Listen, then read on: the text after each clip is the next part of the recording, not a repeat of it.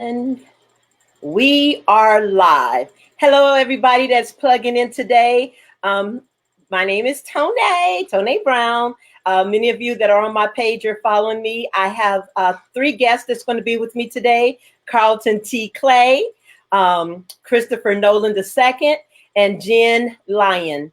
And we're all going to share with you. This is not interviewing or anything like that. This is just us getting together, sharing our different perspective about the film industry and what we've done as independent filmmakers.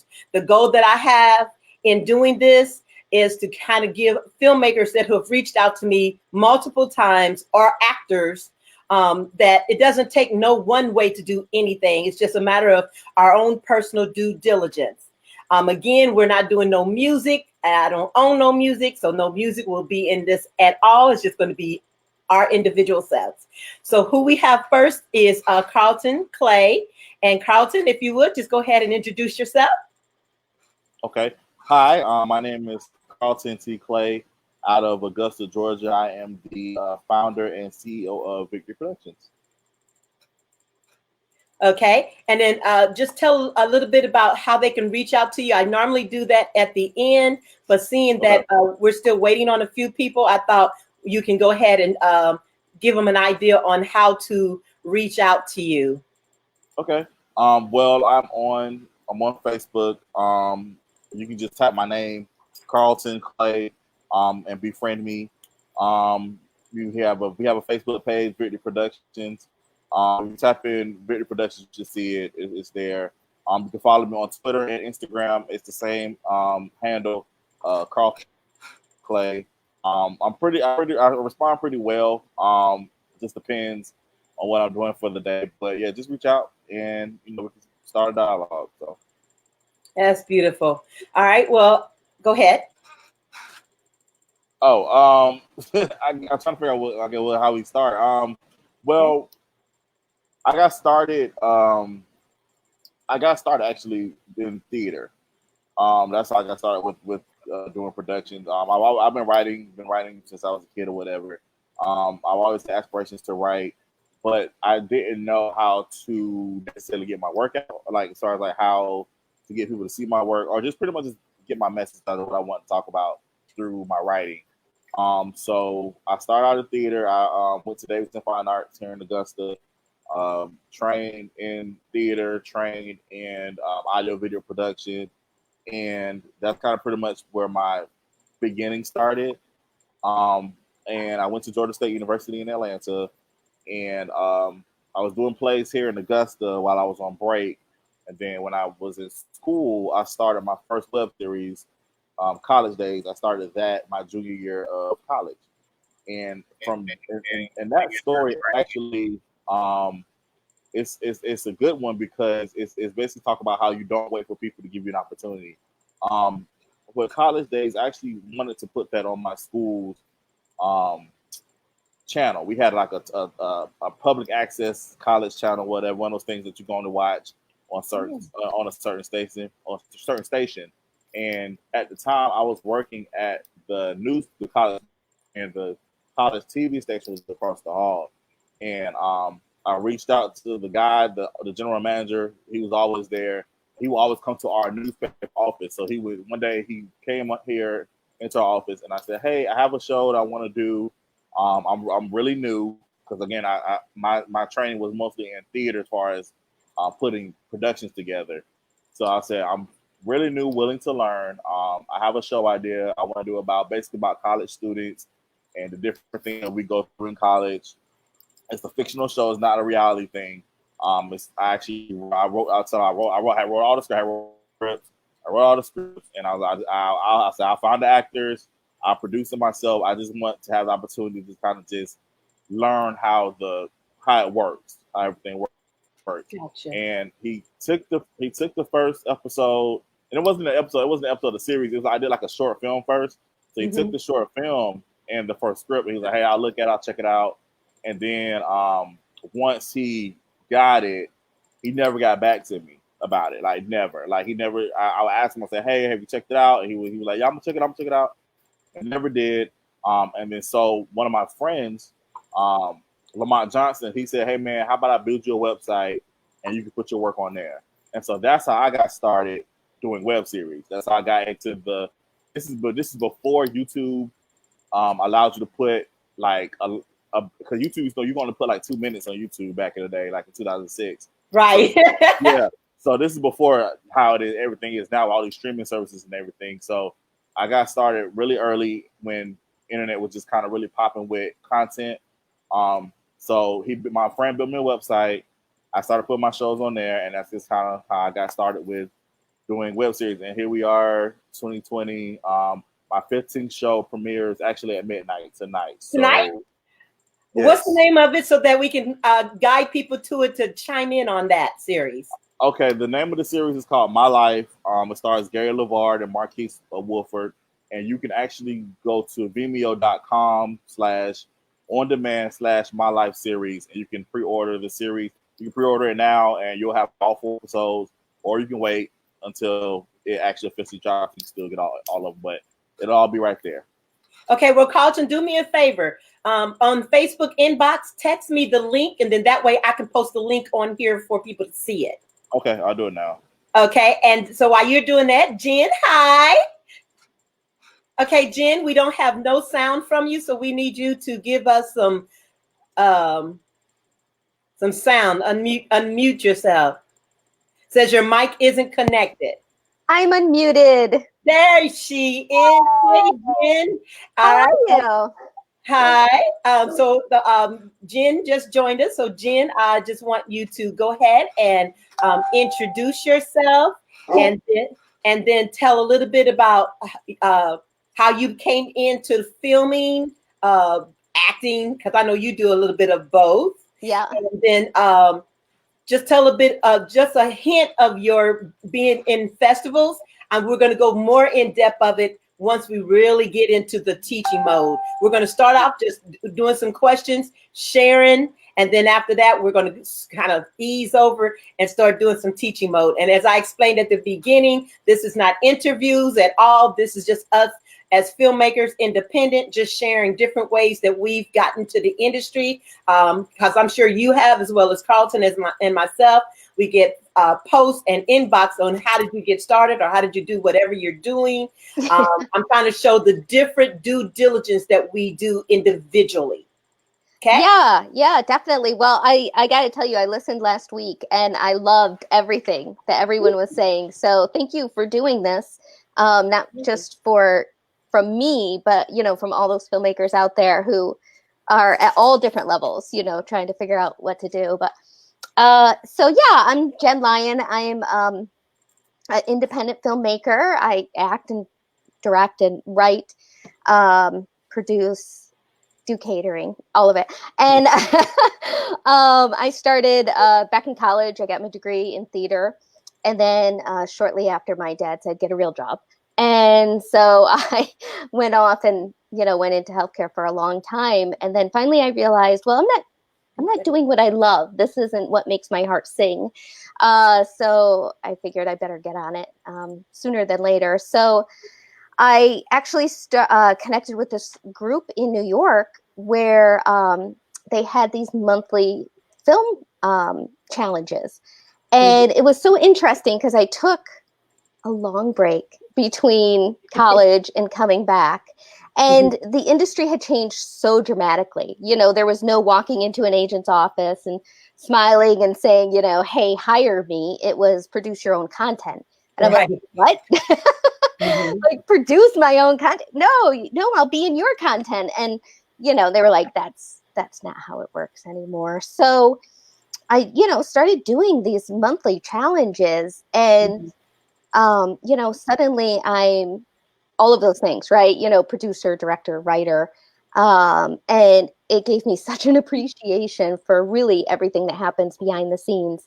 And has really changed, now how I write, how I approach any project, and the people I work with. So, yeah, thanks. Okay. Now I have questions popping in very fast.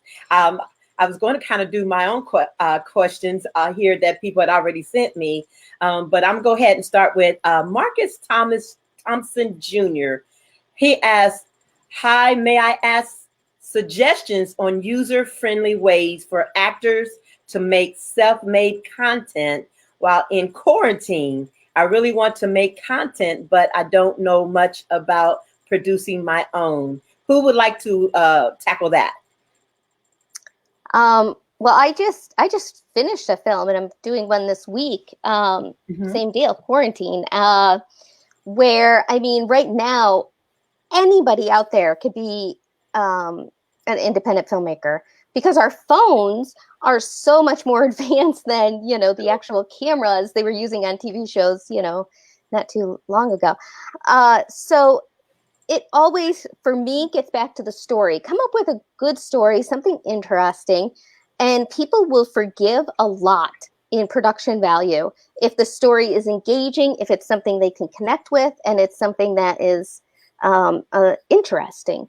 So, just use what you have. But if you've got a strong story to go behind it, you'll get people to watch it. Yeah, I agree. I'm just going back to my first series, college days. My audio was horrible. My video was disgusting. But the thing was, people enjoyed the story. Yeah. So I think I agree with Jen as far as if you have a good story, people pretty much will forgive all the technicalities and everything. So just coming with a good story, and people will watch.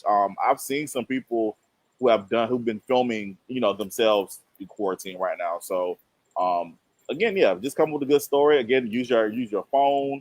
If you are an actor, you have a camera for your auditions, use that. Use different locations around your house. You can pretend that you're different characters and just cut and splice. There's so many things that you can do. You just have to be creative, be willing to open up your mind to do those things. So yeah, and there's free editing programs out there. I mean, it really, you can add special effects and all sorts of things on these free editing programs. So, yep. There's really no excuse to not try. Yep. I'm gonna agree with both of them. And many of you that have followed my page, I share everything and tell everything I'm doing. No, not everything, but anyway, you can just take your iPhone and set it up and film it. You can go on Amazon, you can go to pawn shops, and you can get like little stands, or be creative and make your own stand at home. Yep. You can video, just write a quick short story, or write about you being in quarantine. How is it affecting you? Is it making you sleep all the time? Is it giving you creativity to work all the time? You got, like he said, you got your backyard. You can just take, our film animals, film the trees, and just tell stories about yourself. Just anything that will just introduce you to the world, doing film or writing the story. So it's really just making a decision to do it and not to be afraid of it. And there's free applications. You can Google, you can do Celtics. Celtics is a free program that you can use to write your scripts, or you can just use a simple Microsoft if you're not trying to, do it in a professional format, and just type it up. And then also you can use, if you have a Mac computer, you can use like iMovie. I use that all the time because I just like using it. It's just real simple, and throw it together, boom, and it's done. And then if you have Windows, they have a window movie maker, I think it's called. Maker, yep, okay. Yep. And just go in there and just play with it until you perfect it to look the way you want. And like Jen says, it gives you options to kind of be creative, to do like little flashes, changes of scenes, and all things. You just have to really just make the time to just do it, really, basically. Okay, let's see. Marcus, I hope that answered your question enough for you. And let's see. Latasha, she given us a couple of things in here. Latasha says, hey guys, any advice on how to become a casting director? Well, anybody want to hit that one? Because you just have to do it. All right. I think for me, because the projects are mine, like I said, I wrote them, I produced them, whatever. I pretty much cast myself. Like I cast the actors myself. So, but I've learned over the course that I do pretty good at casting. And, I've had people hit me up and say, hey, I want to cast such and such. for my project. How can I get in contact with them? So, I mean, like I said again, I just think it's just like she said, just you just have to do it, you know, and don't be afraid to volunteer your time. I know a lot of us, you know, are trying to make money off of this business, but at the Right. same time, you have to do your due diligence. Nobody's going to work with you without experience. So I feel like if this is something you want to do, is particularly casting directing, I say put yourself out there to volunteer your time to do so, to help out. And once you get some stuff under your belt, then you have the opportunity that, hey, I'm an official casting director. Now you can pay me such and such and such. So my advice would be just to, you know, put yourself out there to volunteer your time to get the experience. Yeah, I agree. And I'm glad you said, you know, what you said about due diligence, because, you know, that's a pretty divisive issue. But I do think you have to, you know, volunteer. You have to put in your time. Right. And you don't only just get priceless experience, but you network, you know. And if I work with somebody and I work with them for free, and then down the road I have a cash project, I'm going to go back to them if they were somebody, you know, who was good, versus, you know, pay me X amount. But to go back to the question, same here. I cast for my projects, and it's sometimes great, you know, and sometimes difficult depending on the timeline. So I would say if you're somebody who's looking to get into it, you know, or have cast some projects, go into the forums, go on, you know, Facebook and on the different sites, and look to see who's, you know, ramping up, getting ready to do a film, who's, you know, fundraising, whatever, and reach out to them and say, do you need help in casting? Because then it spreads like wildfire. Everything in this industry spreads like wildfire. And it's like, oh, well, you know, Tawny helped me with this casting and she was great. Bam, next project. Yeah. So, you know, that is how you get your name out there. You got to do it. But that starting point, if you're looking for that starting point, is find out what films are happening around you and reach out to those people and ask if they want help, because trust me, we always want help. Yes. Oh, that's perfect. That's perfect. All right. Well, my 2 cents is you follow different filmmakers on your page anyway. Like she said, I'm a piggyback. Now I do a lot of mine on my own because I'm just so particular on, you know, making sure that who I work with fit to my goal, to what I'm trying to accomplish. Because sometimes when dealing with actors, they start out one way, they can flip that script on you at any time, and they can become a change on your production and not getting done, or give it some chaos. And so since I've experienced that, I'm real particular on how you audition with me now. I'm real particular on how you, what your ethics is. Not anybody can act. There's people that are very good, but they don't have the right attitude with their good. Mm-hmm. So I just feel like I have to make sure you got a balance to who you are as an actor, that you have ethics and respectful, and that can deal with me as a female director, as you know, as well as you wanting to be an actor. You know, don't come as a boss. So to be a casting director, you have to go with the personality of the filmmaker you're going to cast for, to make sure that you're meeting what they really require and need, not only for the character, but for their set, so that their set runs smooth. Because whether it's free or whether it's got a budget, there's still a time frame that we're trying to accomplish to get it done, whether it's to try to meet the location or just a goal we set personally when we want it to be streaming. So as a casting director, just, you know, ask the director what it is that they need, want, and expect, other than just fulfilling a character. So that way you make sure that person you're casting for will be somebody good. And if you do good, and just remember, whatever actor you choose to recommend to a filmmaker is representing you. And if they don't do right by that filmmaker most likely will not come back to you to use you. So you want to make sure the integrity level is full circle for you and your brand that you want to build, and the actors that you bring part of your brand. I hope that helps for you. Okay, man, they are coming in on these questions, y'all. I'm going to try to get through these questions and our questions. So hold tight. Let me go down to the next one. When you feel like, okay, hold on. You feel like you are creative. Okay, this sounds like a good question to post. I'm going to post the question.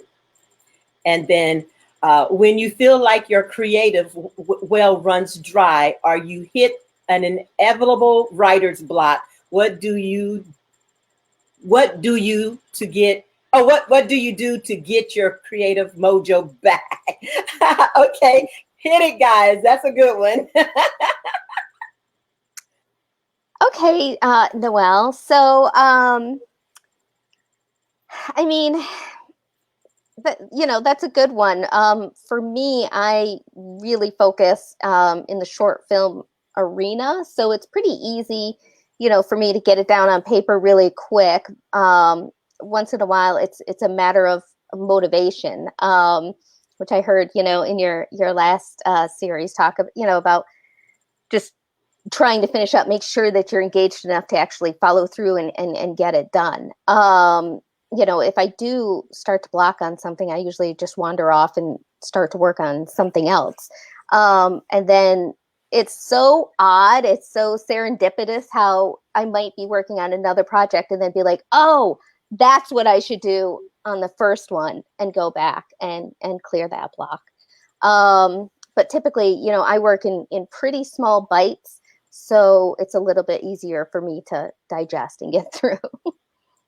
Well, since I mostly do series, so that's pretty much my thing. For me, even though I do encourage people to write every day, I also encourage people not to force it.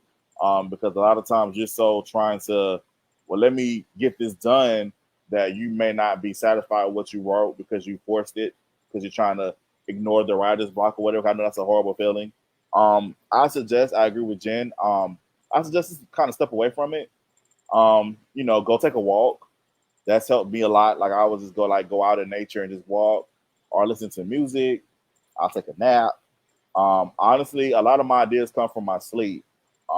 I've woken up in the middle of the night a lot of times. That's actually my best ideas come from when I'm asleep and in my dreams. So what I would suggest too is always keeping a notepad near you, or your phone. Yeah. And have your pad on your phone near you. And as soon as you wake up, go ahead and write it down, because I'm gonna tell you, you're not gonna remember when you wake up, for real, because that's happened to me several times. I was like, oh, I'm gonna remember the idea, and then when I woke up that day, I can't remember what it was, and I'm angry at myself. So, like I said, just to answer your question, I definitely suggest just walking away from it, putting it down for a second, and like Jen said, maybe work on something else. And then, like I said, sometimes when you are working on something else, that idea for your original thing, it comes to you. So I would just say, don't force it. Like, don't try to force something on paper, because you're not gonna, I'm telling you, you're not gonna be satisfied with it. You're gonna be like, yeah, this obviously this is when I was on a writer's block situation. So yeah.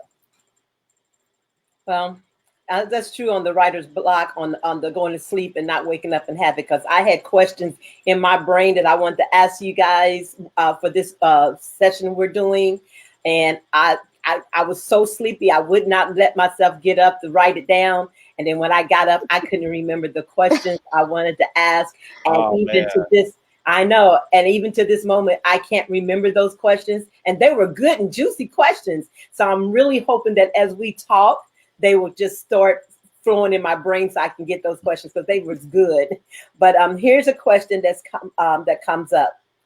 Tell of your creative steps to creating and deciding what projects you decide to film when you have multiple stories. How do you decide which one is actually what you want to film? That's a great question.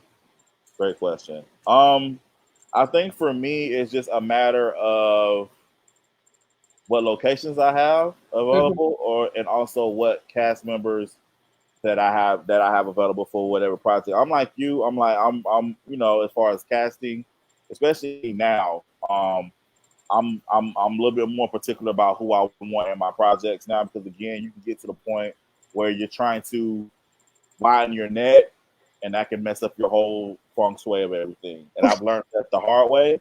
Mm-hmm. So now I'm a little bit more particular about who I'm trusting with my project, and who I want to be a part of it. So yeah, I think as far as like just the different ideas are different when I decided when I'm gonna do something. Because there was a time I had 3 productions that I wanted to do, but it just was a matter of, all right, who's available on what dates and what locations were available. So that's kind of how I decide which productions I'm going to do first or whatever. Nice. Jen? Yeah, it's pretty similar. You know, I have a lot of things that I'll write, and I tend to write for a specific actor, whether they know it or not, because sometimes you'll get a phone call from me being like, hey, you want to do this, like, 2-day shoot? And they're like, oh, let's send me the script. I'm like, well, I wrote it for you, so I just need you to commit. So if I don't get that actor, then I'm like, no. Everybody's nice, they always say yes, but it's the same. It's, is it location? Is it the actors? Is it feasibility? Because if it's like, oh, this would cost $600 to film, let's go bang it out in the weekend. This is going to cost 1.2 million. I can't bang it out in the weekend. So, right. It's where am I, what's the weather like? Can I shoot outside for this particular story? That type of thing. And availability of actors. And of course, money. Money's always, holding us back. It does? Well, I shouldn't speak for all of us. I just mean, I was going to say, how's that possible? It's not all of us, but some of us. I've heard it as a rumor that sometimes financing is difficult. Because I hear that a lot, and this is just my personal feelings, because I've worked independent, but I've also worked with some major film companies and film directors, and what I have come to learn is it is not really all about the money. It's really all about what does it take to get the project done. Yeah. And that doesn't always take money. It takes having what you need to get the project done. Camera equipment. And I kind of covered this on the other 2 sessions that I did of our chat talk with other filmmakers. So I'll just kind of touch on it a little bit. But if you really want to know the details of what I did, go to those old videos in my video section and watch that. So basically what I do is, one, when I'm dealing with people that got money, I first make sure I have a good elevator speech. 1 minute, no more than 3 minutes. And that elevator speech is, who am I, what project I'm working on, and what I need. And then in the mix of that, I try to make it about the person that I'm looking to invest in me. Whether I need a project, a location, equipment, food, whatever it is, and I just geared that towards them, because what I've learned about, not necessarily millionaires, but people that got money that they want to do something with, people are looking to invest in independent filmmakers all the time. One, because they're trying to do write-offs. They don't need their name on it. They don't want their name on it, period. They just want to give you money because they need it for write-off. But they first need to know that, are you a filmmaker that can complete a project, so that if they do the write-off and get audited, they ain't getting audited on them throwing away money for nothing. Does that make sense? Yeah. That's the first thing. And then the other thing is, you got these corporated companies, McDonald's, doesn't matter, whatever corporate company you can get in touch with. You want to go to the manager or get to the corporate office and let them know, hey, I got this project I'm filming. I'd like to have you as a sponsor, not investor, a sponsor. When I did that, because I used to be this little beauty queen when I was younger. So this is how I learned that. You just go to them and you just say, hey, I need you to sponsor this project I'm working on, blah, blah, blah, give them the details, and then tell them what you need. And so what I did is I ended up getting McDonald's to cater our breakfast, lunch, and dinner. I got Chick-fil-A to cater our breakfast and lunch. And then I got Costco to give us a $1,500 gift certificate to shop and buy whatever we needed for our full production to feed everybody. So those are things you can do instead of just trying to get the money to do it yourself. Just ask them for those things, and then you got it. And you just go get your food, and or just have one of your assistants go and get the food while you're still filming, and they'll deliver. And then your cast is like super happy. Well, I'll be your assistant and go get the food because I will go anywhere for Chick-fil-A. That is my pay, and I'll be with it. So, Yeah, but you're right. You're right. Panera Bread does that. There's a few that, and they're not even looking for, your incorporation, information. They're just like, oh, do you have a website? Yeah, here. And I'm like, what? But the food is out there. The food is there. So, yeah, but great point. And I'm going to piggyback about that too. Like I said, I think a lot of times when people, as far as money is concerned, they're more so investing in you versus the project. Right. Like I said, as long as you can show that you have the ability to complete the job, that you complete your project. But there are a lot of filmmakers out here, a lot of people out here that have ideas and they want to do stuff, but do you have the ability to actually complete the job? Right. That's what's important. And again, also too, it's about developing relationships as well. I've over the years I found that to be very important. A lot of people are willing to barter with you. Yeah. You just have to ask, and you guys have to be willing to really just again put yourself out there for that. Yes, money is important, but at the same time, I feel like relationships are even more important. Because if you build those relationships get you through doors that sometimes money it doesn't even matter. So yeah. And that's, and and just ask. I mean, it sounds so simple, but just, go to that location and ask. Sometimes they say, the worst they can say is no, and you're still in the same position you were at the beginning of the day. Absolutely. But if you're willing to bend a little bit, and look at similar locations or, just ask them. A lot of times people are like, yes. Yeah, back to locations. Yes, I agree with that and also too, definitely be willing to bend because there's been situations where they allow me to use location, but they couldn't let me use it on the day I actually want it, and I was like, but you can use it like on Sunday. I'm like, okay, cool, I'm cool with that. We'll just rearrange or whatever. So you have to be flexible in this business as well. I know we're real anal about we gotta do this day, whatever, but at the same time, have a plan in place, but also be willing to be flexible. I think that's one of the biggest things that I've learned because everything's not going to go according to plan in this business. Things happen. Exactly. Okay, now here's another question. Is there a project you consider a favorite and why? Yeah. I'll let Jen go first.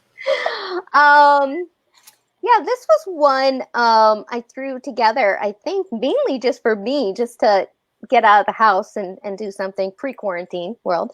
And, I just wrote up this really cute script, called up a couple friends, said, hey, will you do this, exchange for footage?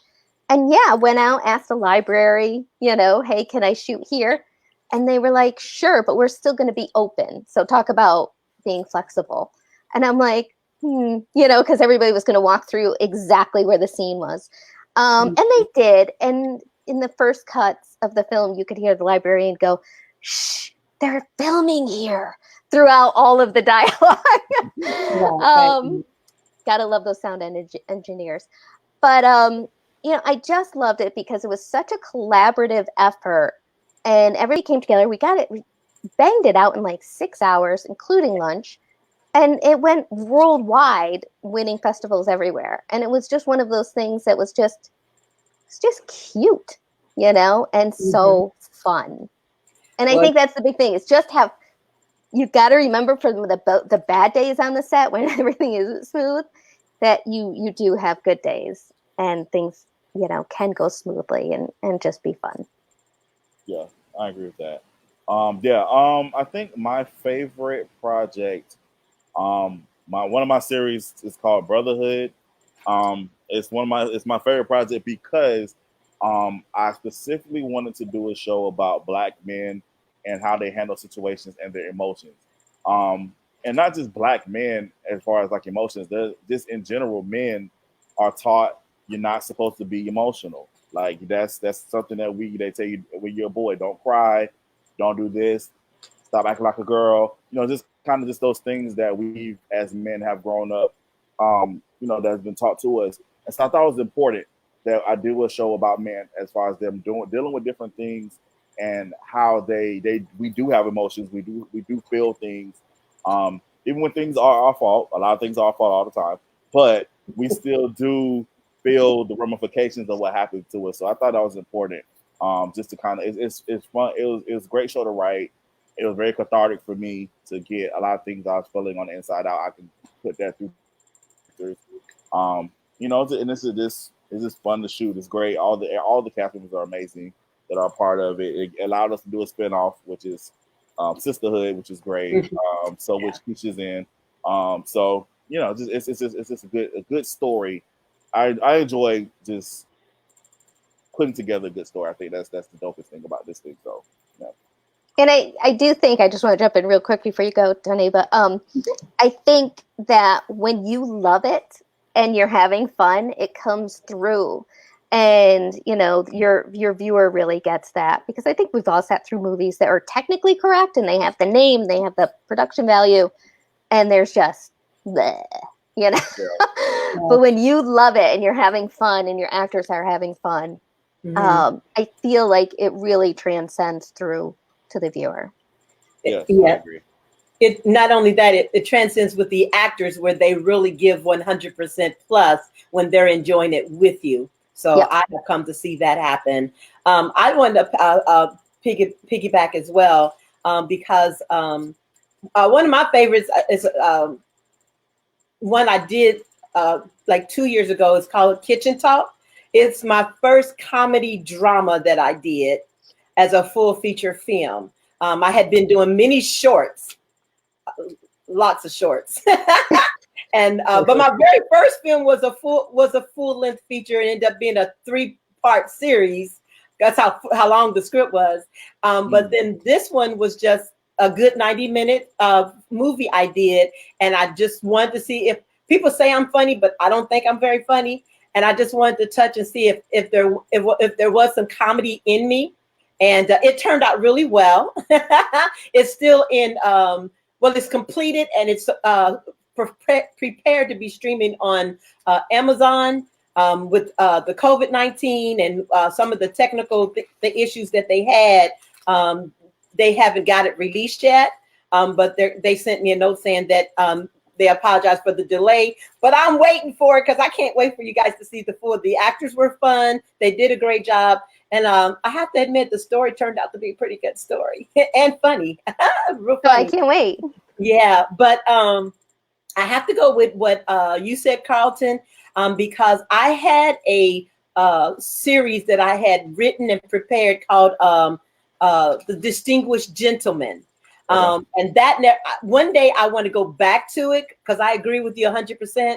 There needs to be something near different for men to see that represent who they really are, not what the media has made them out to be, especially as Black men. And but it fell through, because some of the actors that I had set and cast, that whole thing we said early on, they can flip that script on you. Well, all the actors that I had cast for it flipped the script on me and did not want to do it. And my head was so stuck on the actors that I had that I couldn't see anybody else doing those character roles. Because like you said, Jen, I literally wrote those characters towards those actors because I had worked with them previously. And I thought that, we had something we can move forward on, but things just kind of went in different directions. So I put it to the side, but I eventually want to go back to that. So Karlton, I might touch base with you and chime in and see if you can help me get that baby moving.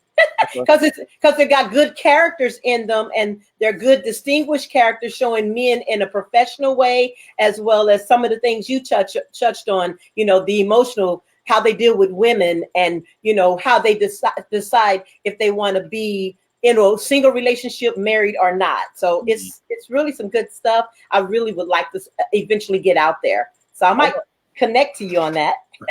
I want to touch on the actors thing real quick because I think that's important to talk about, because I know a lot of times, again, we do write and we do see specific people playing those parts.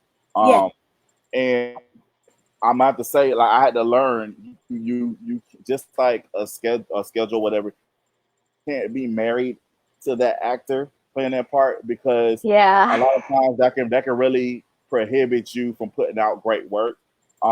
Because you know, and so for me, I find it ironic sometimes that the actor that I wanted wasn't meant for that part. There's been situations where I've had to recast, you know, before production, obviously, and whoever came in to fill that part, like they killed it, and it was like this. So obviously, you were the person meant to play that part. So we have to kind of just be open to, you know, some situations happen. Like I said, again, people can flip the script, which is unfortunate. I think that's the most devastating thing. But also, too, sometimes schedules don't allow. I think one situation for me, we were getting ready to film, and there was a big emergency happened, a family situation, so the person couldn't do it anymore, and I was, of course, families first. So I had to end up getting somebody else to play the part. But she was great, and now in doing the production, it's hard for me even to imagine the first person doing the part, because the new person that came in is like, oh, that was obviously this part was meant for you. So I think a lot of times we have to, as filmmakers, again, we just have to kind of be open. Because I know, like I said, I feel you. Like I said, there have been times I've written stuff for people specifically. I really want you to play this part. Yeah. And then for some reason or another, you know, they're not able to do it. But you have this person in the wings, or this person, a new person that's actually wanting to get into acting, and they're like amazing. I say this all the time: do not be afraid to use new people. Do not be afraid to use people who have never acted before, because sometimes those people who have never acted before turn out to be the best actors in the world. They just need training, and they just need coaching, and you know, they just need the experience. So I'm 100% behind you on that one. Yeah, so I think that's important. Yeah, I have learned that too, Karlton, because I've had it happen multiple times. Now I'm a little strict and a little tougher in my casting because of it, and I'm more open to make sure I let actors know it's okay to not be a fit. You don't have to accept the role just because it's a role coming to you. If you don't see that it's something that you can do or you are fit for, I'm okay if you tell me no. You know, just do it respectfully instead of, you know, saying yes and then wait to the last minute and then, oh no, I don't want to do it. Do that. Don't put me in. I just ask, don't put me in a position that you're going to cause a problem with the production. Just respectfully say, you know, I decline. I'm okay with that. I'd rather you do that than make it a bigger issue for me in the long run. And then I've also come to, you know, realize what is a fit for me now than before. I wish that Christopher was able to still chime in with us. I think he's in Chicago, so I think his time zone is different than ours. So he wasn't. I think he probably pop in later or something. I don't know. But I saw that he had posted Central Time instead of Eastern Time. So I think that's what happened with him as far as being available to be with us, because I really wanted him to kind of share, because he's got major projects out there, but he has multiple stars from his projects that are working in other films like the Blacklist series, Dynasty, Queen Sugar. So, you know, and he's worked with those stars, and I really wanted him to kind of, you know, touch on, you know, how he determined to be able to help make the path right for those actors to get in the big league, you know, because that's what actors want at the same time of working on your project.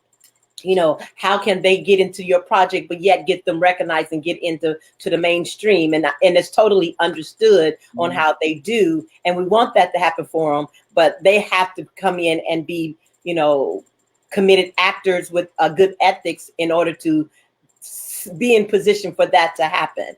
I have an actress now will be my first actress that actually gets into the mainstream, and she's undergoing a good training right now on how to be in the mainstream, and I'm learning from her from being out there working on a major production. So it's really been quite fascinating, I must say. I think So, also, just to chime in on that, I think it's just important to just to remember that even though the film world is huge, at the same time it's small. yeah. So you never know who knows who. So it just behooves you to always just continue to cultivate those relationships. And again, like you said, be professional on no matter if it's an indie set, a student film, or a professional. You always want to be you always want to be professional on that set because you never know who knows who. Like I said, I could be doing something, I might be small level, and Jen might be working on something that's like major film, but I Mm-hmm. know Jen. And if Jen comes to me and says, "Hey, do you know Tone?" Whatever, I might be like, "Yeah, I do," but she did this, and this on my set. So Exactly. you know what I'm saying? Yeah. I So do. you got to kind of be, you gotta, ride that wave and be careful because you don't want to ish on my project because it's just an indie project and it's not a major film. But once you get to that major film, you don't know who I know. Just because I'm doing indie work doesn't mean you don't know. I don't know people. Yeah. I might just choose to do. Exactly. I might just choose to do indie work. I may not want to be a major motion picture person, but Exactly. it doesn't mean I don't know people. You know what I'm saying? So you just kind of got to be careful with that. I tell people that all the time. I mean, it's the same thing for us directors too. We have to be careful with that too. I mean, we have to. Everybody has to have that professional decorum, because again, actors talk too, Mhm. and so we might want to cast somebody, and then the person might talk to another actor, and they might tell them about us, and Right. we might end up losing the actor because of whatever the case may be. So this needs to be all around. We just have to just be careful how we act when it comes to set life and stuff like that. So. Yeah, and I'm going to say offset too because I've seen some different things take place offset. Like when they finish your project, then they change even offset, and then if you don't say or be or do something that they want from you because they filmed with you, they'll flip that script, and then the relationships that they build on set of the other actors that worked with you on that project, then when they become negative or they have whatever situation going on in their own head, then they end up reaching out to those other actors, and then they got a story they've created, and they're going to say, "Oh, Tone, Karlton, Jen, whatever, was this way, and I don't want to work with her no more." But I can't give you the details. But and then that changes the attitude of the actors that were really great with you at the beginning. That now they have attitude, or or you can't cast them anymore. Right. So it goes on set, but it also goes on offset. I've experienced that as well, where after they're excited to film with me, they do great in the filming with me. Then when filming is over, they flip that script again, and then they become in a negative way. That then they start going after the actors that we've worked with together, and then they create a whole new story to get them to side with them to prevent them from wanting to work with you, and then it becomes a trickle down effect. So I pay attention to those things too. I think too, but I think that's where good character comes in because I feel like if Tone, if I know you, right? Yeah, If I know you and Jen comes to me with some malicious stuff about you because whatever y'all going on, I don't know about. Yeah. I heard she But was difficult. yeah, but I but am. but the thing is, if I know you and I know our relationship, it's that whatever y'all got going on should have nothing to do with. I know it's easier said than done, but I because like I said, situations like that where people have tried to say negative things about me or whatever, just because me and this person didn't see eye to eye anymore about the work, and then they chose not to work with me anymore, but they try to get other people to follow along with them. However, those people know me. They're like, well, I don't have that experience with him. Whatever you got going on, then that's what y'all got going on. But I'm gonna stay where I'm at. So that's why I feel like good character comes into play. But again, that is unfortunate. You do have people. You do fall out with people sometimes, and they try to poison whatever you got going on. And I think that's sad. I think it's unfortunate. But again, it's like when when you're a good person in general, you have a great work ethic. Because that's a lot of the reason why people want to work with me is because of my work ethic. Right. And just regardless of what happens with me, I'm like, all right, I'm gonna do whatever to get this project out. So I just think once you develop that good reputation, really people can try to tarnish it, but at the end of the day, people know who you really are, and they're gonna do whatever they want to do with you anyway. So. Right. Well, you got to surround yourself with a good team, like, you know, a good team that has integrity, who are going to stand up and say, you know, Karlton, no, Tony's awesome, you know, Right. you know, who are willing to do that and who aren't, you know, so afraid to be like, oh, let me just pass along this rumor. It's, you know, pick the people that you partner with and who you keep bringing back, who, you know, are your inner sanctum. They're your team, you know? Yeah.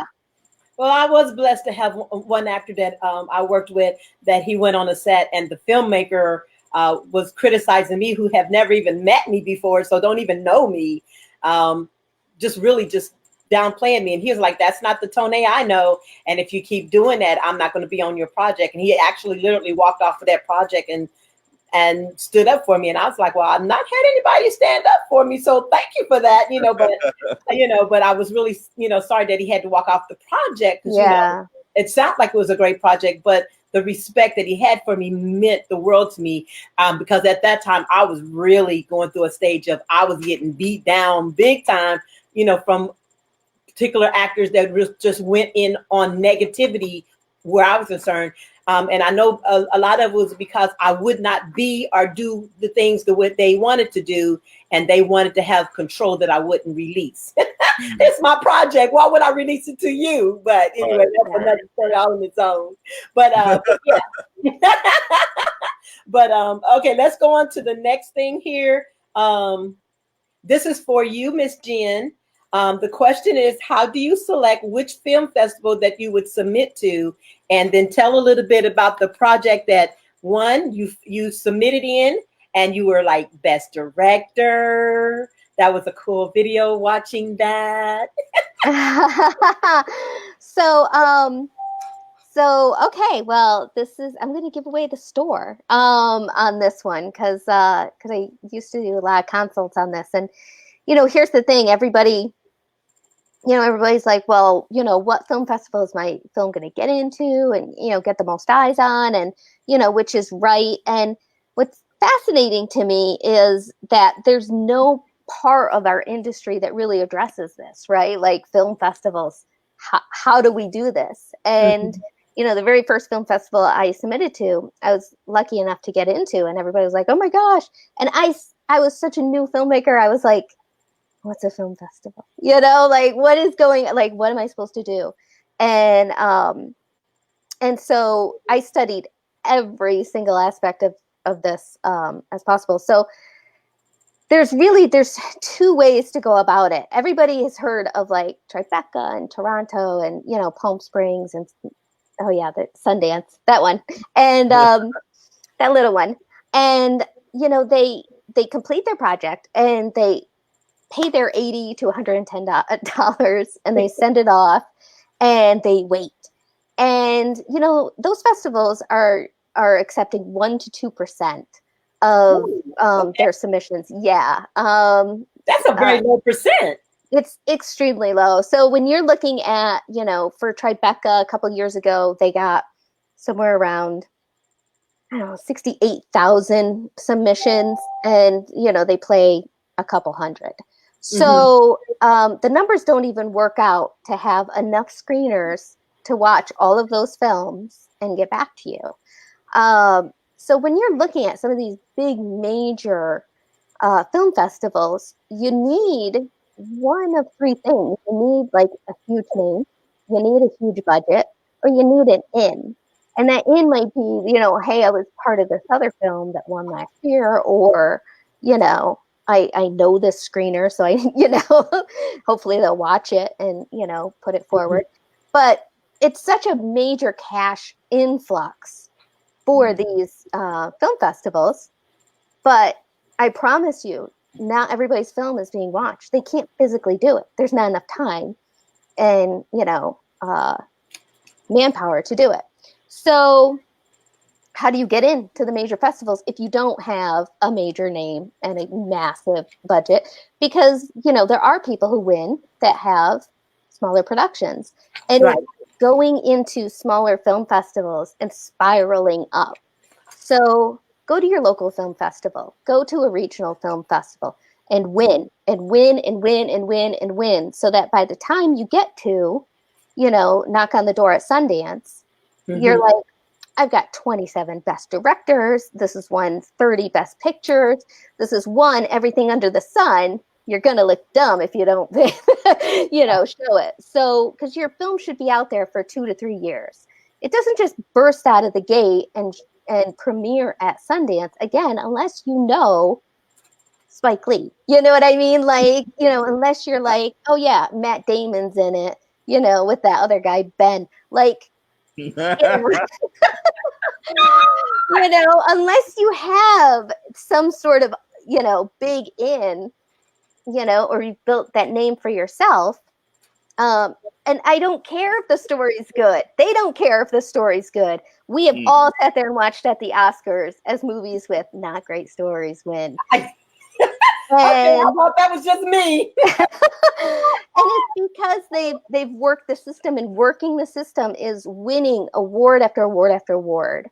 And I ran my own film festival last year, and it was, I had plenty of judges, stuff like that. And it was so interesting to see who loved it, who didn't, and just their interpretation of the film.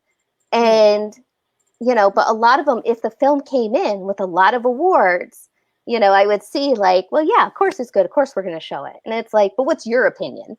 And so it's good and bad, because, I do think you should support your local festivals, things like that.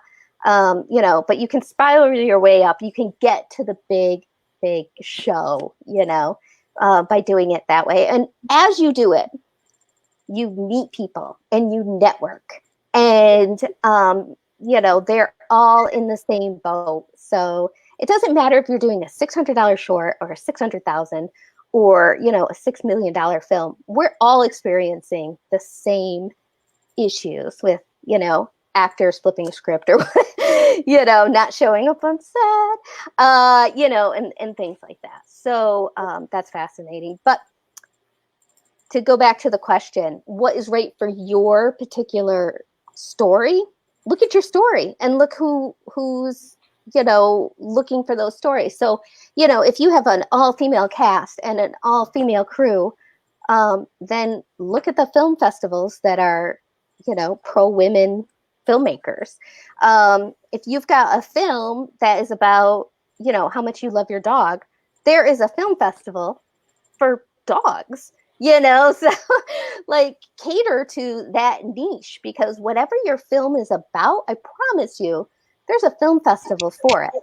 And on top of that, you go on Film Freeway and there's over 10,000 festivals. So you're like, where do I even start?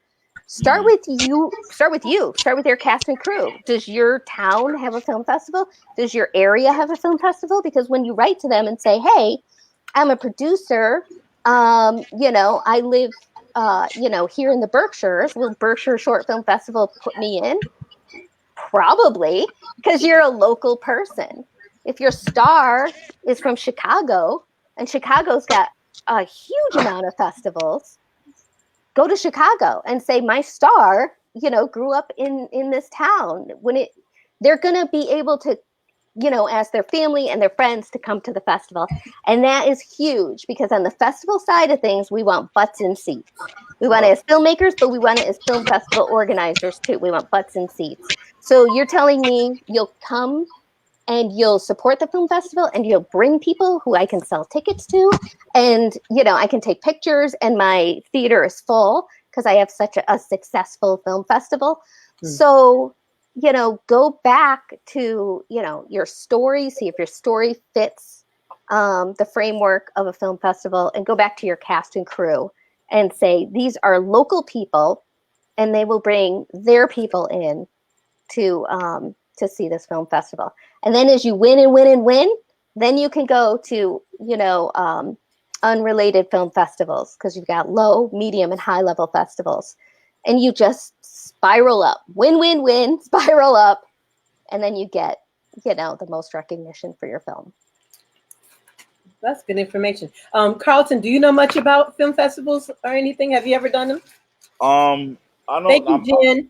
Yeah, that was some good information, Jen. Yeah. I didn't even think about that as far as, because I've done shorts, and I tried to enter like kind of the bigger ones, and it's like, why aren't you guys looking? I always get rejected. So now thinking about it the way you said it, it makes a lot of sense.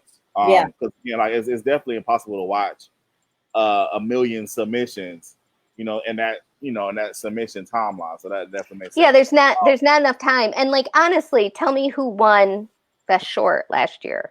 You don't know. Nobody knows.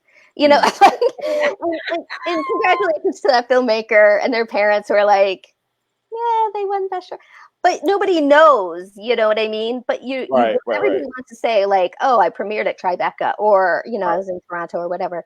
But, and to go back to our last question, talking about kind of upping your game, we might be doing independent films now or independent series, and there's great series, TV series, film festivals out there. Mm-hmm. And so it's a wonderful way to connect and network. And I am shocked. I am just, it blows my mind when I bring a film to a festival and my actors don't show up, because I'm like, oh my gosh, there are 50 producers here watching their film who could cast you. And you don't know what they're going to work on next. And you don't know what's in their pipeline. They're all looking to cast, and they just saw your work up on the screen. And they might, want to turn around and be like, oh, who was that guy? Who was your lead? Because he's perfect for my next film. Right. And these actors won't show up. They don't go to them. They don't think that they're important. I'm like, you're networking. Your work is being shown. If I told you, pay me $200 to put you in a room with 50 casting directors, you'd do it. I'm telling you to pay $10 and go to a local film festival and network. And again, you don't know who they know, and they could up-level your game. So, I mean, it's just stupid to me. Yeah, that's to answer Tony's question, I'm more so into like the web festivals. Those are growing. My first one was the LA Web Fest with Michael Ajagwe. He was running that while he was living. So that's kind of how I got introduced into festivals and everything. How I look at it is, for me, to be honest, it's about a budget. If I have the money to submit, I'm going to do it. Because like you said, Jen, you just don't know who's going to be a part of that festival, who's going to be there. And I think it's important when you go when you submit and get in, actually go to the festival. Actors need to be there. We've gone to a few, and some actors have gotten other jobs because they saw them on the screen from my show. And then they're like, oh, wow, I want to work with such and such. And then that's how they connected with them. So all that is very important. Well, and not to go on too long about it, but you mentioned budget. And, I mean, as a filmmaker, the first couple of films I did, I had enough of a budget to make the film. But then at the end, like, if you can't get it out to be seen, what did you just do? What was the point? And, festivals are great. Getting it online is great if you can. It depends, obviously on SAG contracts and, pay and things like that. But, and we both know you can get a lot of eyes online, but you don't get that person-person connection with, that you can with film festivals. But there are so many free film festivals, especially now in COVID land.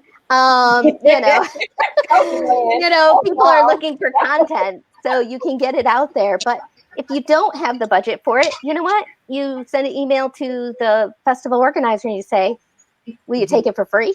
And sometimes they do. The bigger the festivals are, they actually have a certain amount of free passes that they have to, pass out. So you know, you can get discounts, you can get student discounts, you can get all sorts of things. But they say that 50% of your operating budget should be set aside for marketing and advertising, and that's your film festivals.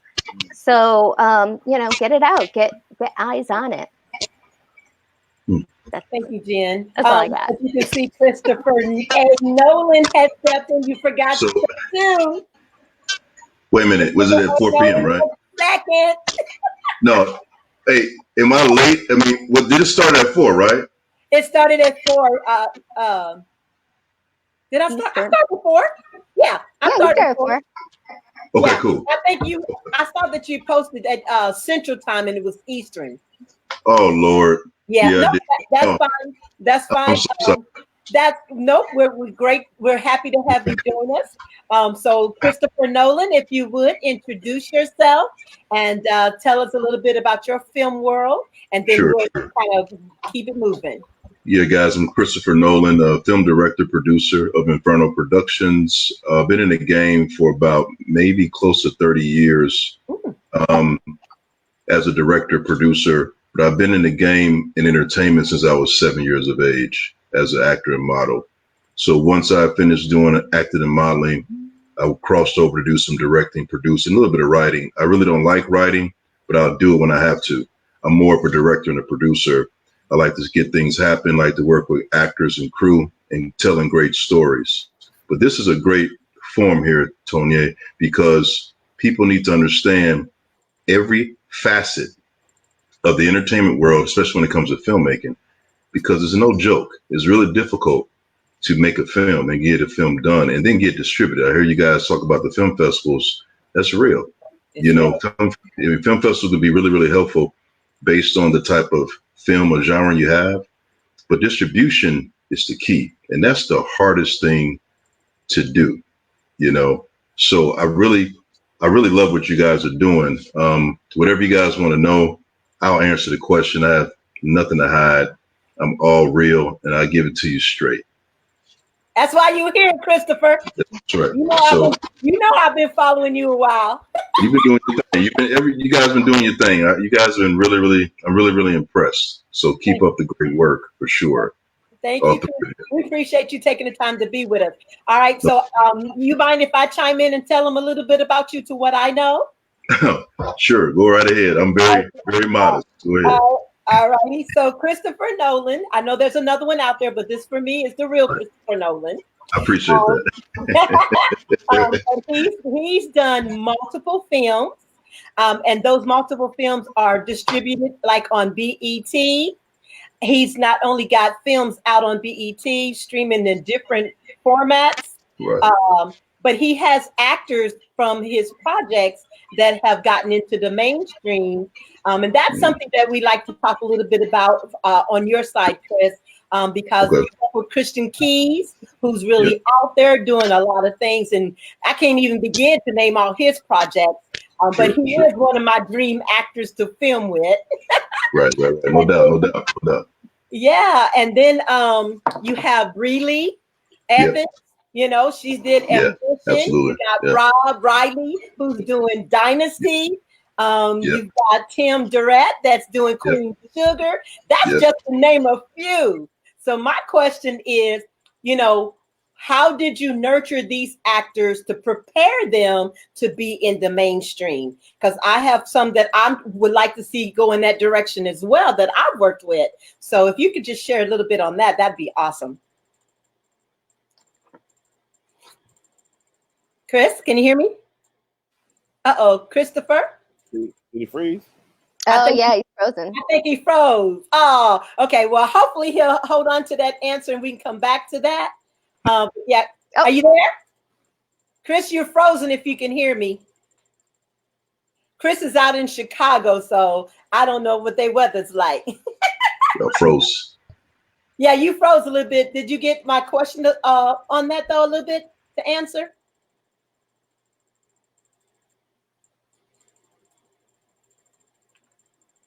He might just really be good at the mannequin challenge. Really good.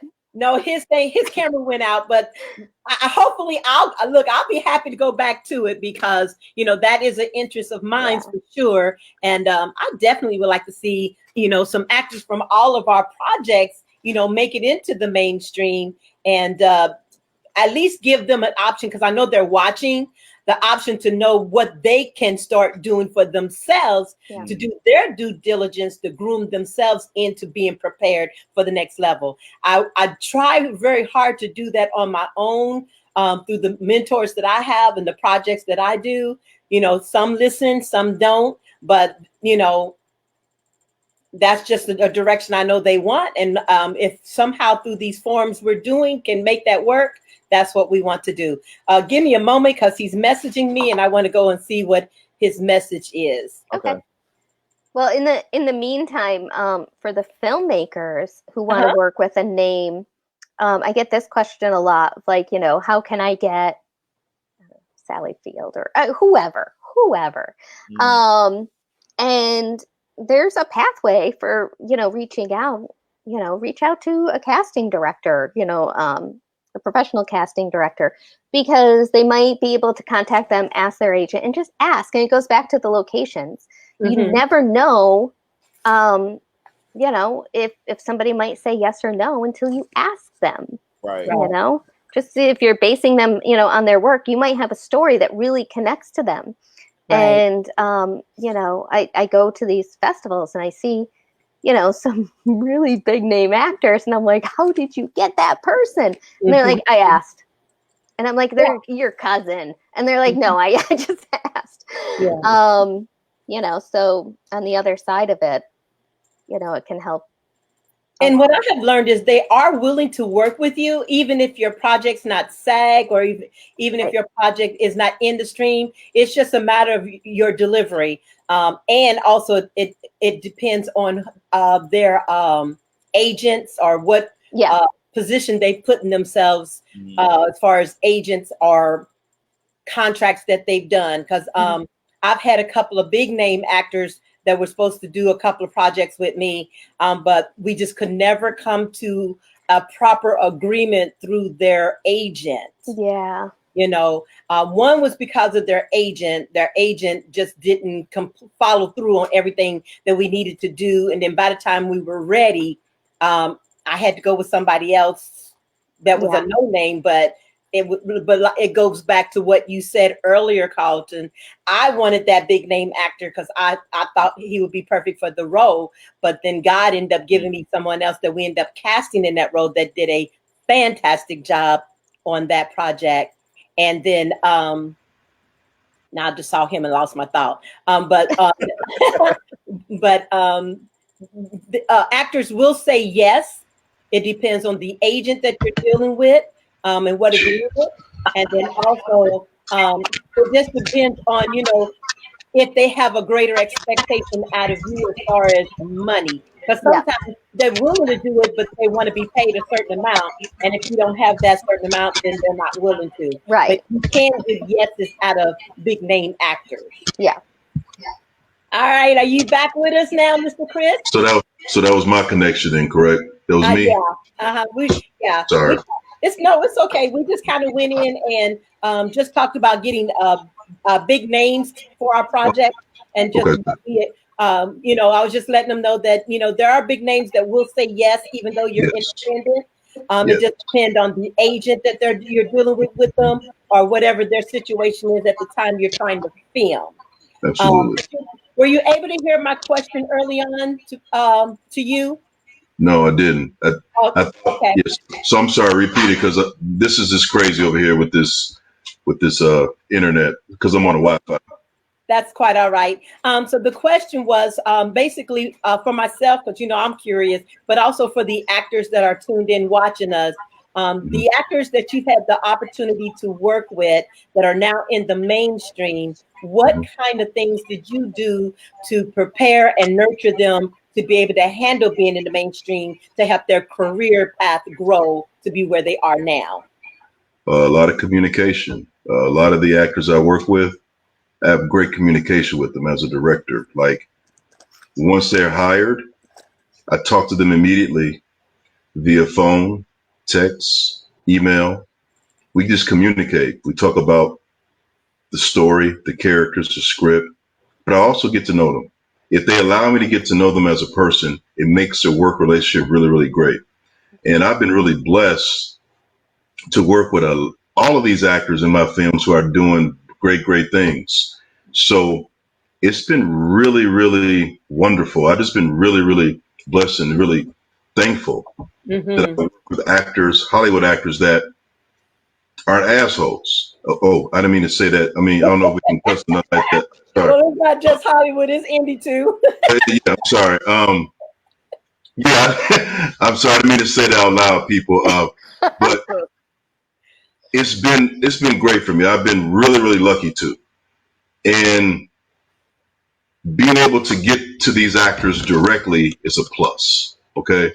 Absolutely. That's the first thing you want to try. If you can get to them one-on-one, then once they like the project or they like you as a director, then you can go talk to their agent and manager regarding the business. But I like to try to get to them immediately with the story, with the script and the character first, then talk business with their agent and manager or have my casting director handle all that stuff once I kind of talk to the actor. Sounds great. Now you mentioned casting director. So earlier we had someone that chimed in with a question about becoming a casting director and what steps that she needs to do. Is there any recommendations that you have for her to become a casting director, and what tips would you advise her as being a casting director? I think she needs to look at the casting directors that she likes, their work, reach out to them via email, and ask if she can maybe assist that particular casting director, right? Maybe be her intern so she can understand what the casting director really does. Because they do a lot of stuff. Behind the scenes. It's a lot of stuff that they do. Okay. So she probably, in my opinion, she needs to try to get with a casting director that she likes the work, like their work, ask if she can be an intern or an assistant, and kind of go from there. You know, that's my suggestion with anybody is if you want to be a director, producer, writer, cinematographer, find out who you like their work, try to get in contact with them. Cause I mean, hell, we can get in contact with anybody now these days, especially right now, you That's know, right. with social media, all that. So, and try to really connect with them and then offer your service to them, you know, offer something to them that can help them out. Cause I know right now, if she wants to be a casting director, she can probably get in contact with some and see if she can assist them on some things that they're working on right now. That's my best suggestion for sure, especially since we can't go outside and network and mingle at certain functions, things of that sort. We have to just start hitting up these social media outlets, emails, and try our luck and see what happens, you know? That's right. What do you do when you need motivation or feel discouraged? And my thing is just make it a journey and enjoy the process. But you guys feed off of that. Yeah. Motivation. I'm always motivated because I'm doing a dream. That's right. You know, I love going to work on a daily basis to tell a story and direct a film. So that's my motivation, being able to have the opportunity to do it. Right. And just be blessed that I can do it because this is hard work, guys. Y'all know, y'all all been doing this. This is really, really hard, you know, so I'm not going to complain about anything when it comes to making a movie or doing a TV show. That is enough motivation to actually have an opportunity to get it done. And that's real because this is really hard to get stuff done, you know, especially when it comes to financing. Lord have mercy. It's tough, you know? Mm-hmm. So do you do any projects when you don't have financing? Do you do it independently that way, or do you only do your projects now when you have a budget for it? Oh, no. All independent style for me right now, you know. Yeah. Low budget, no budget, some budget, no high budget. I don't get high budgets, you know. I get low, no, and some budget, you know, and I just got to make it work and make it do what it do. But I actually like that. I'm gonna tell you why I like it. Okay. Because you get a chance to really find out who's real. We don't have a budget. You get actors that are passionate about the project, and you get crew members that are passionate about the project. Because we ain't got no money, you're doing it for the love, for real. Okay? So I'm actually cool with that, because then we can actually work as a team and as a family and really do the best job we can. When you get these high budgets, there's more money, more problems. Okay? Some people are just working because they need to pay a bill or two, or they're living in LA and their mortgage is high. So they're just coming on sometimes just to do a job. But the low budgets and no budgets, that's when you find your real team. And I've been blessed to have a really good team, a crew on all my projects. And I'm loyal. I'm loyal to them because they've been loyal to me. Exactly. So, I mean, yeah, you need money to make the project. But if you can find those passionate people who believe in what you're doing, and also find those people that are just starting to get into the business and start grooming them, because there are a lot of people who come on board as production assistants that they want to be directors and producers in the future too. So you groom them as well while they're on your set so they can be those future directors and producers also. So I like a close-knit crew and cast when we don't have any money. That shows that everybody is here for the one reason, to tell this story. That's just my opinion, though, guys. Well, I'm with you on that one. So Yeah. here's another question spinning off of that, because we've all kind of talked about this a little bit. So I'm just kind of catching you up a little bit. Appreciate that. Oh, you betcha. I appreciate you being here. So the two questions, this is back to back, and then we're going to take this around circle. When you have actors that reach out to you wanting to be on your project, and then they want to tell you they have to be paid, or you have to have a budget, how do you address those actors that want to tell you how your project's supposed to be on set as well as financially? And then if you would touch a little bit on SAG, because a lot of actors think because they have the title SAG behind them, it gives them entitlement. And my personal opinion on that is, SAG was meant to be just a union for you to make sure you get treated right. But now they're treating SAG like it's an instrument that gives them their payroll. Let me go back to the first question. I hit a lot, didn't I? I'm sorry. No, it's okay. An actor that has audacity to tell me that if they want to work with me, that I have to have a budget, that ain't happening. No actor's going to come and tell me that. Okay? They're not going to tell me that.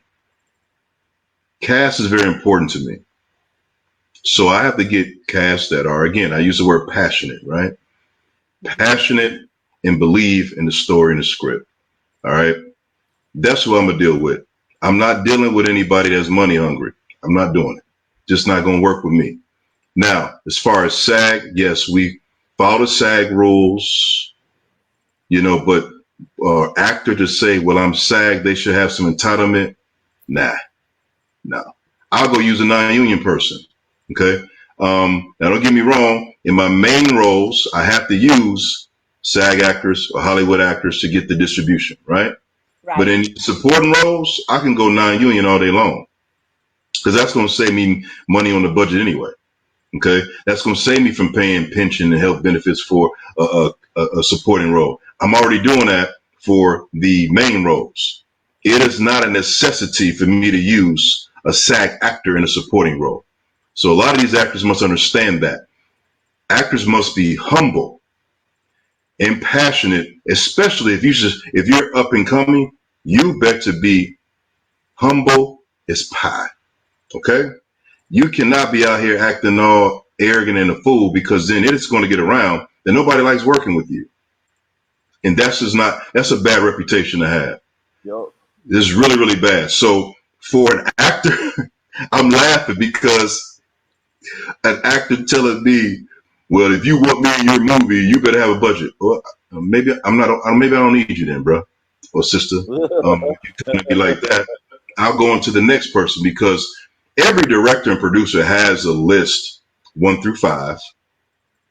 for their characters that they want to cast. So number one is not available, you go to number two. If number two is not available, you go to three. Three not available, go to four, and then you go to five. If you have to go after five, damn. That's all I can say is damn. You should have at least five. You should have at least five people should be able to do the role. You know, hopefully. That's just my opinion on that. And I'm just trying to be honest with that because it's just real. I usually just have five. Yeah. And I'm hoping I don't have to go to 4 or 5. I hope I can just get the 1 or 2 based on, and I can get them right away. But sometimes there's schedule conflicts. And if we already got things already lined up, we got to go to number 2 instead of trying to reschedule. You know what I mean? I don't reschedule. If I get to reschedule, I'm a hot woman. I feel you. I'm with you. Then, Karlton, do you guys want to touch base on some of that? Because I know you deal with that too. If I get going on SAG, you're never going to hear me end. That's a real hot issue with me. Really hot issue. But you know, because I don't equate SAG with professional. I don't. You know, everybody starts off as non-union. Nobody's born with a card. So, you know, you got a card, great. You don't have a card, even better, because there's so much less I have to, you know, jump through on the hoops. And, you know, I run my sets the exact same way a SAG set is run. And if somebody comes up and says, oh, well, you know, but I'm SAG and I get special protections, I'm like, it's called the Fair Labor Act. We all have to follow it. It's not special SAG rules. Sorry you don't get special chocolate chip cookies at lunch. But basically, you know, basically, we're all still running a safe set. We're still applying to, you know, our state laws, the labor laws and all that. And all that happens is you pay SAG $3,000 for a rep to show up and be like, y'all okay? And they're just backing up the state labor laws that we have to follow, whether it's non-union or not. Right. And so if you're a non-union actor on a SAG set or on a non-union set, you can still call the state and be like, they've had us on set for 20 hours straight.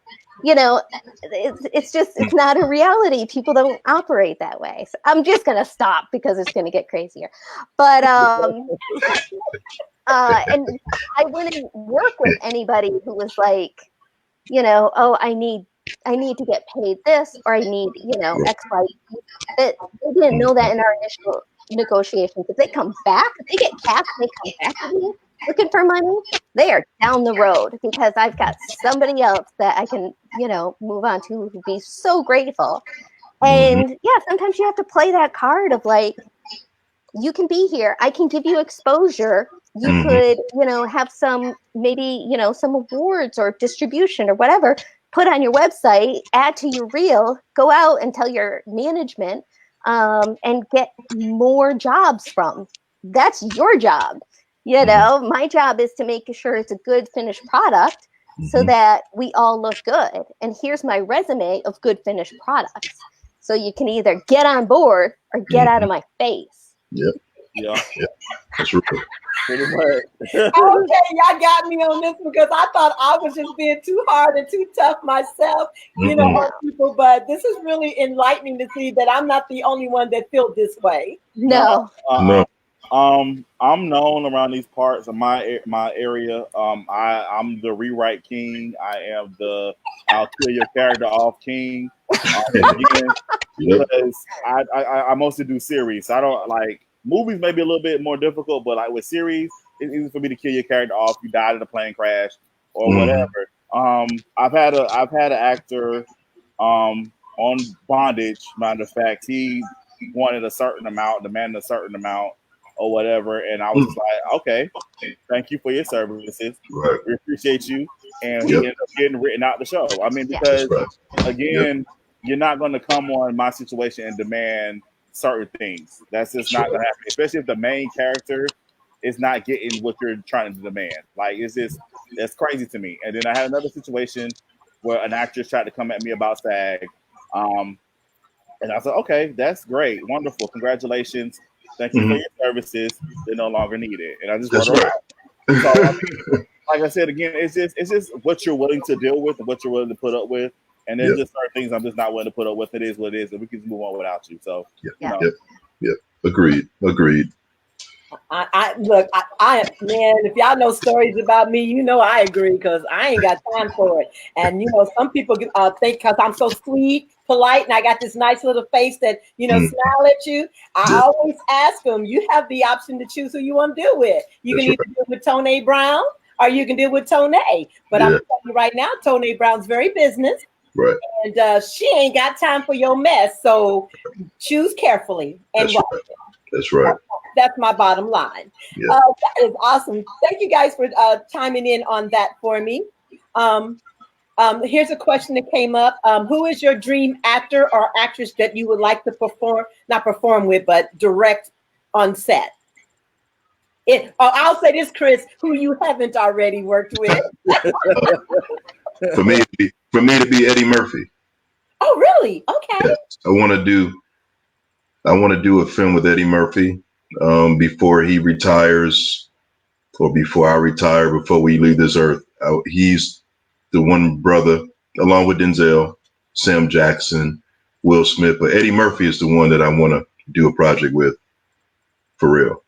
Okay. Yeah. Jen, Karlton. For me, I love Starling Brown, who plays Randall on This Is Us. Yeah. He's amazing. He's dope. He's dope. I definitely want to work with him. And actress, of course, the queen, Miss Angela Bassett. Oh yeah, yeah, That needs to happen immediately. yeah. Wait, what happened to Shania? Huh? Shania. What happened to Shania? That was on my list. That's who you mentioned one time before. Mhm.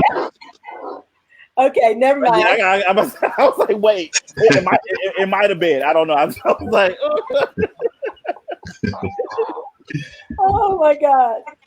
Okay, I'll go to this question. Oh, did you have anything else to add, like Jen, you?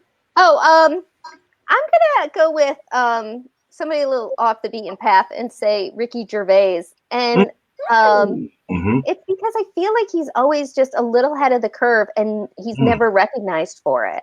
Okay. And he's got that series on Netflix now, which is so dramatic and so, it's heavy but done so well. And then he's a great comic on top of it. But he writes and he directs and produces a lot, and I just feel like he's kind of the dark horse.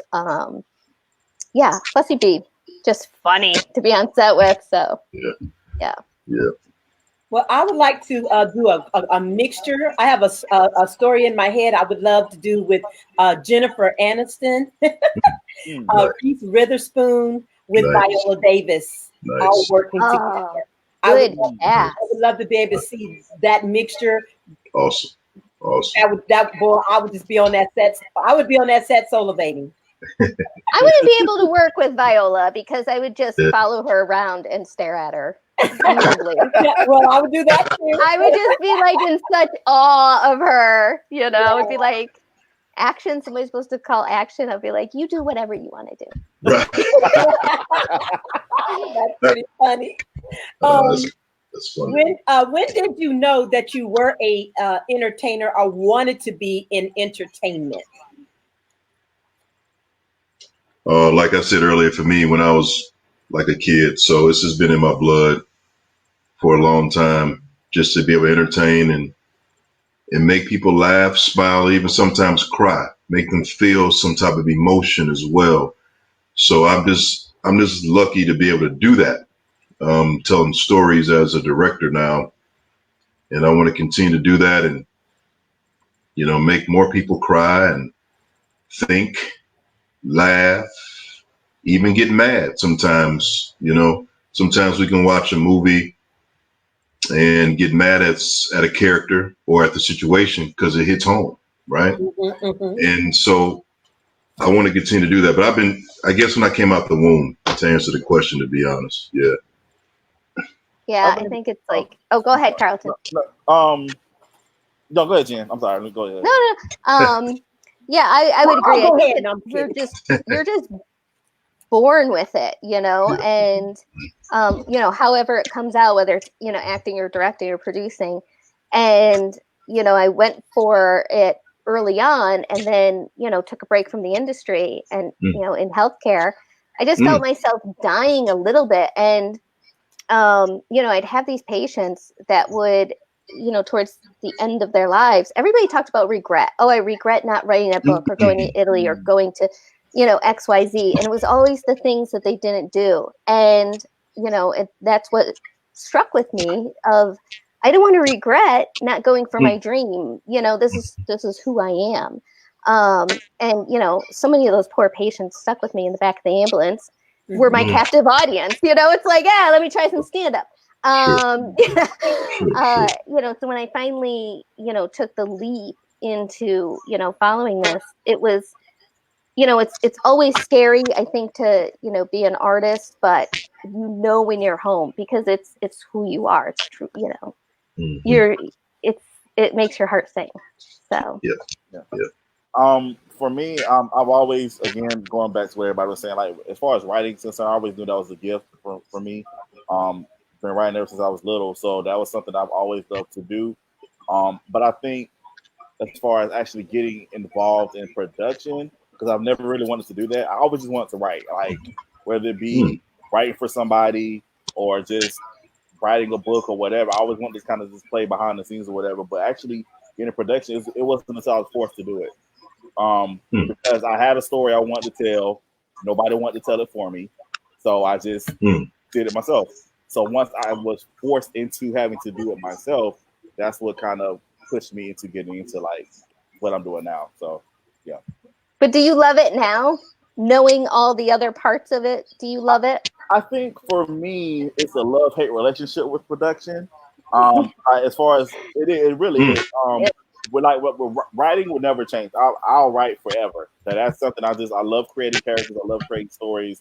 That's something I really love to do. But as far as like the directing and the producing, it's like some days I'm just like, yeah, this is it. This is great. And the other days I'm just like, I don't know. But at the end of the day, I'm grateful that I had the opportunity to create something that people can watch. And like what Christopher was saying, people can enjoy, cry, laugh, be upset. I love giving people a catharsis, and I think that's something that continues to motivate me to keep going. So, gotcha. Well, me, it's just a hunger now. I just got the bug fever, turkey, crackhead, whatever, whatever you want to give it now. For me, it just started at when I didn't really know what it was that I was feeling. But when I was younger, I used to take a cassette recorder and record all the TV shows because I couldn't get enough of it. And I would literally go to sleep to those cassettes and visualize the performances. Wow. Yeah. Wow. And then I didn't discover that was connecting to what I'm doing today, because even when I'm on a film set, when I'm filming an actor or a scene, I literally close my eyes at the same time to visualize what they're doing and then watch it to make sure they delivered what I wanted. And then also when I'm casting an actor, when I have a character, when I'm auditioning them, I'm literally visualizing them in that character to decide or determine if they are the right person for that role. So and so now I wrote a novel called Rough Patch with the Fate, and I was like you, Karlton. All I really wanted to do is be behind the scene and write. But then at one of the book clubs, one of my fans said they would love to see the character become a live person. So I hunted for somebody to film it, but everybody I looked for just looked to try to take over, take my script, rewrite it, put their name on it, and I was just determined. By the grace of God, I was just determined, if God gave it to me, I'm going to get it done, but I'm going to keep my name on it, And then when I couldn't find anybody that would not take over my project, I just said I'll do it myself. Let me just say this. A fan, I was telling them that I couldn't find anybody. They were taking advantage of my situation. Then she said, well, just do it yourself. So then I went to YouTube library, studied all the different filmmakers that I like Spike Lee or Steven Spielberg, and I studied their process, and then I just ran with it. And then I just studied how to be a director on YouTube, how to be a filmmaker, how to be a coach to actors. So I studied all that stuff and then just incorporated my personality and my standards into it as a businesswoman. And then I just ran with it. And then as I did all of that, a friend of mine that happened to know other filmmakers told them about me. They came to my set and saw how I was running my set. And I was the one person running the lights. I didn't have a crew. Right. I did it all myself. And they were like, "You're real serious about this." I'm like, my thought is I got to get to the end result. Whether the crew stays, the actors stay, it don't matter to me. I just need to get a finished project. And that's the bottom line. And then when they saw how serious I was, then that's when they took me under their wing to kind of help me learn more about the filming industry. So yeah, okay. Well, let's go to the next question. Tell of your creative steps to creating and deciding what project you film. And let's see, that was kind of earlier what we had. I wanted to kind of go back on that for you. Okay. Start that for us. Sure. Basically, whatever I do, it comes within the budget. So whatever budget I have, whatever script fits that budget, that's what I'm gonna shoot. You know. Because again, I make films for my audience. I don't make them for me. I have to make them for my audience so I can continue to build my resume. So if I have $50,000, $75,000, $100,000, I have to find a script that's going to match those budgets. And that's what I'm going to shoot. That's just bottom line for me. Yeah. Okay. You guys kind of spoke a little bit. Anything you want to add at this time? Okay. All righty. All right. So now let's go into some teaching side of it, and let's talk about the film industry itself. You know, how are you interjecting yourselves into the film industry to get your projects done, to determine your projects, and getting those relationships to be taken serious as a filmmaker, director, or writer, whichever position you are all in or specifically like? Well, I'll jump in. I don't know if this hits all of the cylinders there, but I have a documentary, which is a departure from what I usually do, that I've been working on, and I needed an insanely high budget for what I've been used to working with, right? So, you know, I'm kind of in the 20,000 or below area for a lot of short films, and suddenly I need like 1.2 million to do this documentary. And you know, I went the grant route. I was not gonna try to crowdfund $1 million, you know, but looking to go to PBS and, you know, places like that to not only fund but as a distribution route. And, you know, it's just kind of hitting a lot of closed doors. And a friend reached out to me and was like, "Hey, will you take part of this COVID quarantine challenge? Just film yourself, film a few other people, you know, 48-hour type of thing." And I did it. And then I was like, ding, I can do my documentary this way. Because the part of why I needed so much money was, you know, traveling to multiple countries. And now I've made contacts in those countries and have reached out to say, you film your section. I can't come there with a film crew and do it. But I can outline this and I can send it to you and you can film it. And suddenly 1.2 million drops to enough for a really good editor, you know, at the end, and getting it done. And I think it's that pivot and adapting that we're all, you know, pretty good at if this is our chosen path in life. So yeah, I mean, that's what I'm doing, is trying to just collaborate. And a lot of it is with non-filmmakers, which is interesting, but also pretty exciting. Nice. I think for me, I actually had a small setback not too long ago as far as I was developing my YouTube page. As far as the content that I was doing, I was putting out shows. Again, I'm on show number 15, which comes out tomorrow. But I was developing everything, on YouTube and everything, getting a nice following and everything. And then all of a sudden, my YouTube page is terminated. Um, Mm. it shut down. And that was really a discouraging factor for me because I was like, all right, my page is down. I'm gonna have to try, like, what am I gonna do to try to get my stuff back out there and everything as far as people seeing it and whatever. But it allowed me to actually shift my focus and shift my thinking as far as when it comes to actual the business and the actual industry. So that was important for me. As far as how do I monetize what we're doing in order to continue to build those budgets and get a bigger budget and different things and stuff that I want to do eventually, not just stay focused small stream. And also too, with this whole COVID thing happening, streaming services are now becoming like the thing. Like it's like Yep. movies that was once being premiered in theaters, they're now coming to Netflix, Hulu. That's where the money's going to be coming now, and it's cool because again, I feel like I've gotten in on the beginning process of it when I first started doing web series. So I kind of now am like navigating myself. How do I get in where the money is to really produce these bigger projects that I really want to do? And also, just I was fortunate and blessed going back to the whole festival conversation. I entered one of my shows into a web series festival. It was the Miami Web Series Festival, and we ended up winning a distribution prize. Oh, So, fantastic. Nice. Congratulations. thank you. So we had to turn the series into a film.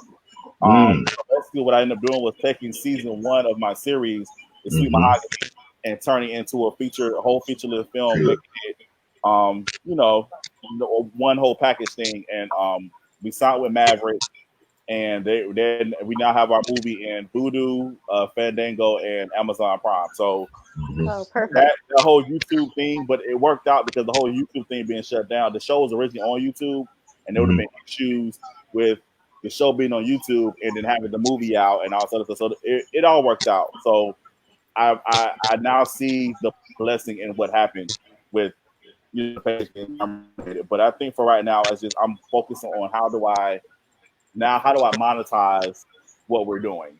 Yep. Because originally my focus was, all right, let me make sure I get these many subscribers. Let me make sure the numbers are up on the views and blah, blah, blah. Now it's like, all right, how do we put a project out there that will actually monetize our next project? Yep. That's kind of, where I'm at right now. And Well, how did YouTube end up closing down on you? I didn't know YouTube would close down.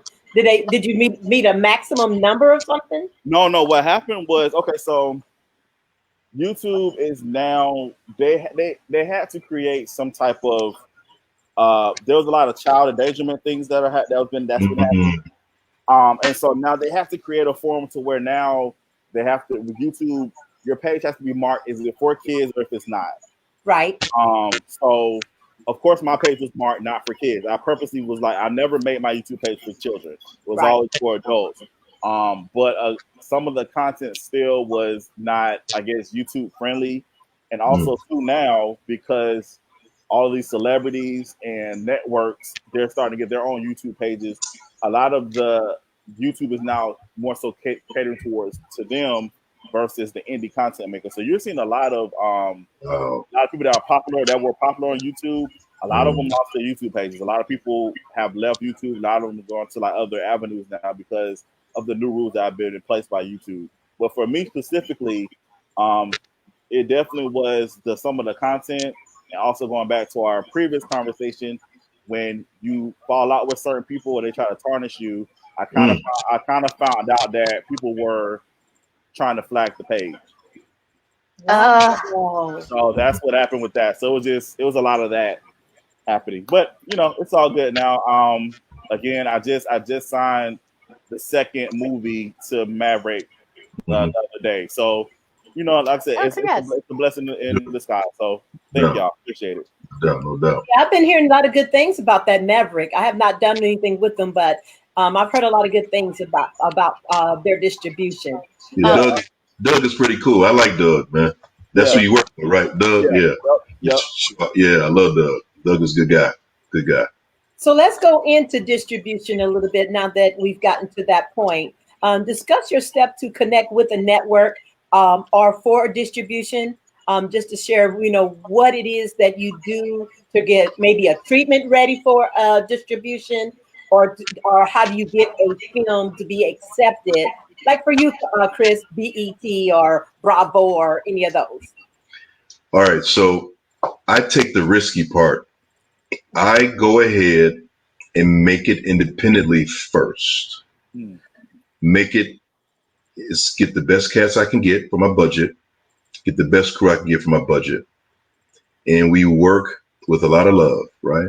We get we get the film done, edit from top to bottom, and then I give it to my sales agent.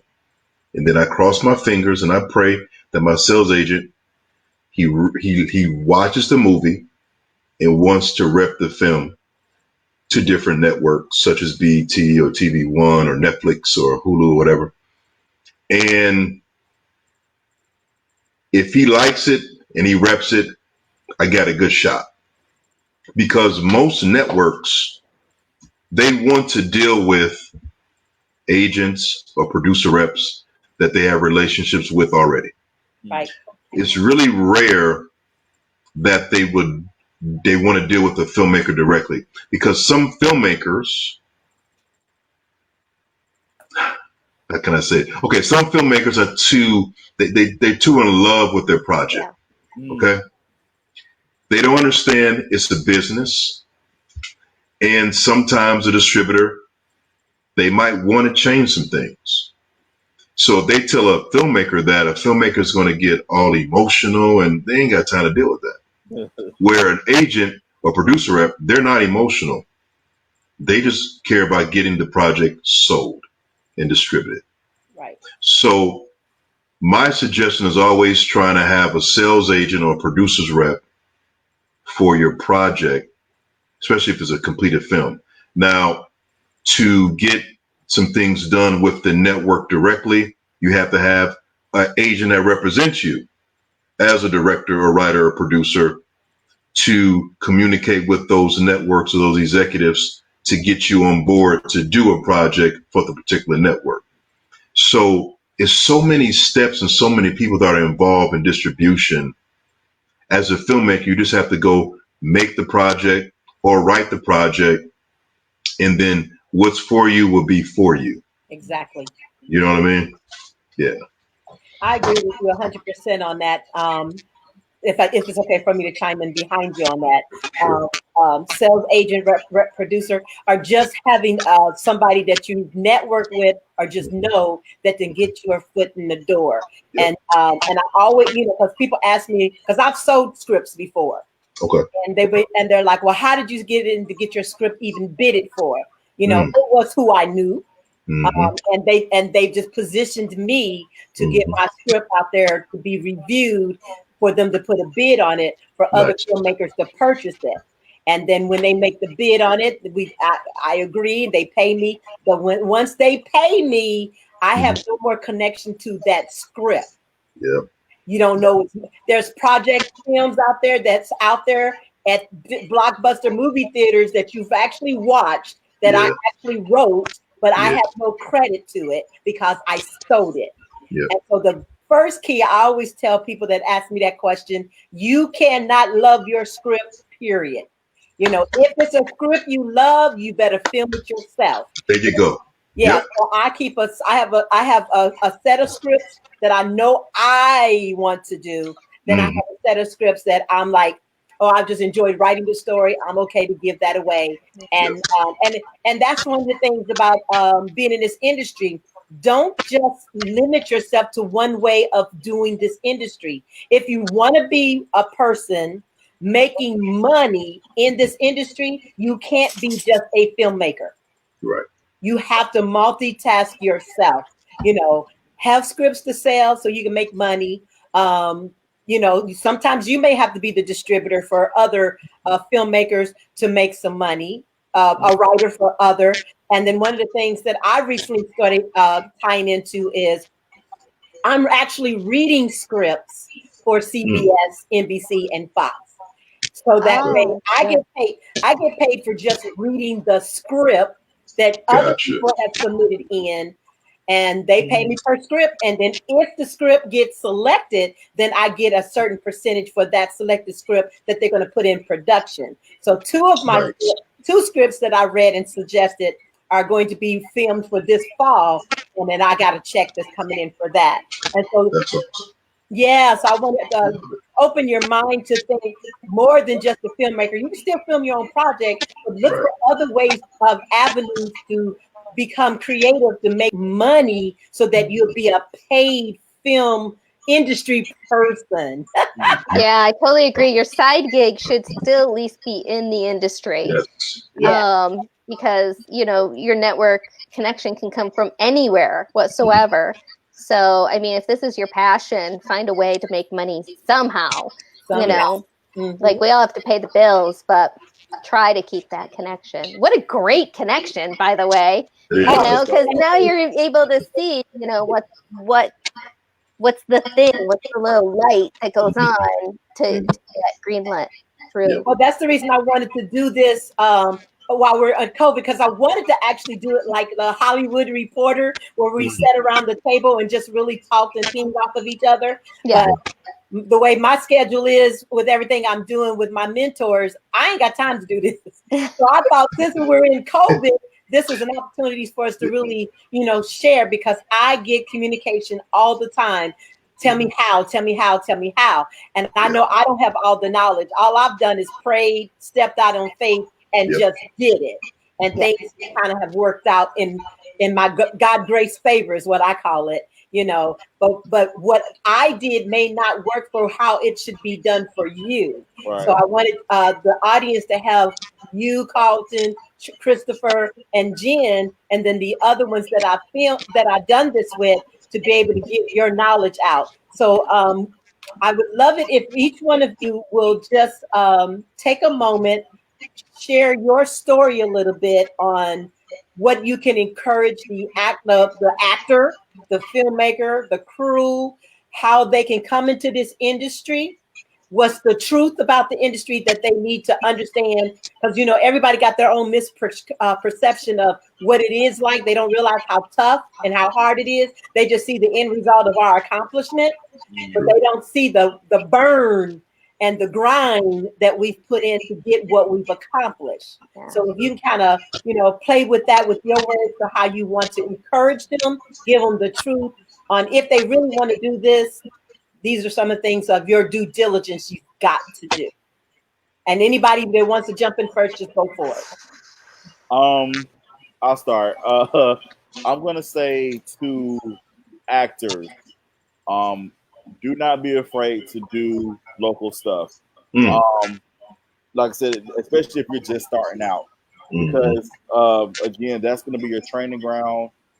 That's going to be where you're going to get the experience. Don't be afraid to do student work. Again, don't be afraid to do indie work, even if it's not any money involved or money or a lot of money involved. Again, we talked about this earlier on. If it's a great story and you feel like I can make this character, I can play this character, I just go for it and do it, because again, you never know who's going to see the work. Like Jen has been saying, Jen, to get her film into a festival, they see you at that festival, a casting director sees you, or a director like, oh, I want this person, because you stepped out and decided to do that project. So I always say, don't be afraid to do local work or indie work or whatever. That's definitely gonna, especially if you want to get into acting. I mean, I think that's important. You can't. It's only gonna be like a one small in a million that Tyler Perry discovers you at the gas station. So I feel like you definitely have to. Yes. Thank you for saying that. you have to do your due diligence and just start from the beginning. We all have started from the beginning, so you have to put in the work. There's a lot of people that you see on television or movies. they've already put in 25 years into it, but you don't know that. So you're just seeing what, like Tony said, you're just seeing what you see, the end result. You're not seeing the blood, sweat, and tears of what they put in. And that's just not just for actors, that's for writers, directors, anybody that wants to be in the industry. That's for anybody. Specifically though, for filmmakers, content creators, whatever, I always say consistency is the key. Consistency is important. I've had people want to work with me because they know I'm going to put something out.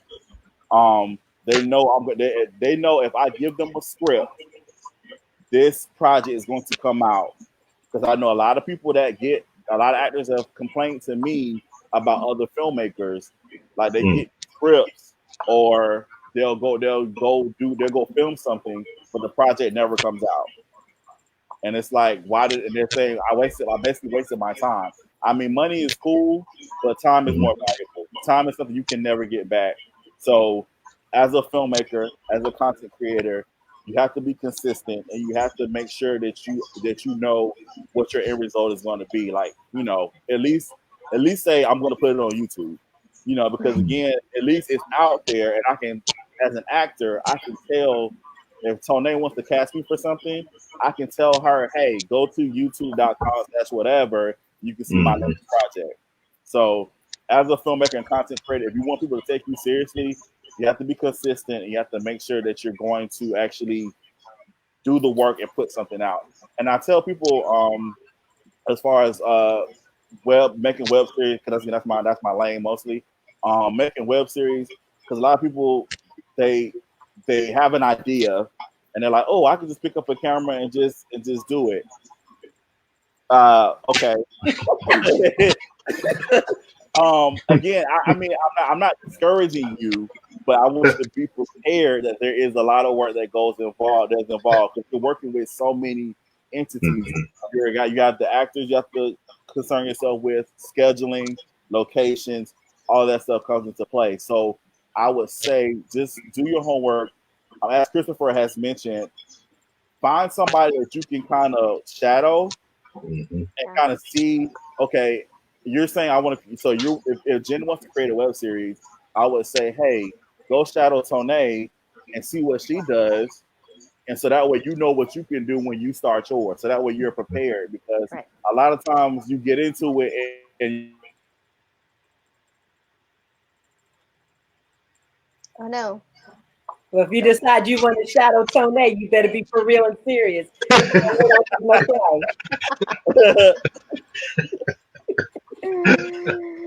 Just thought I'd put that out there. Don't start calling me talking about I'm gonna shadow you, because you better know I'm gonna make sure you work. You ain't gonna be playing. Ain't got time for that.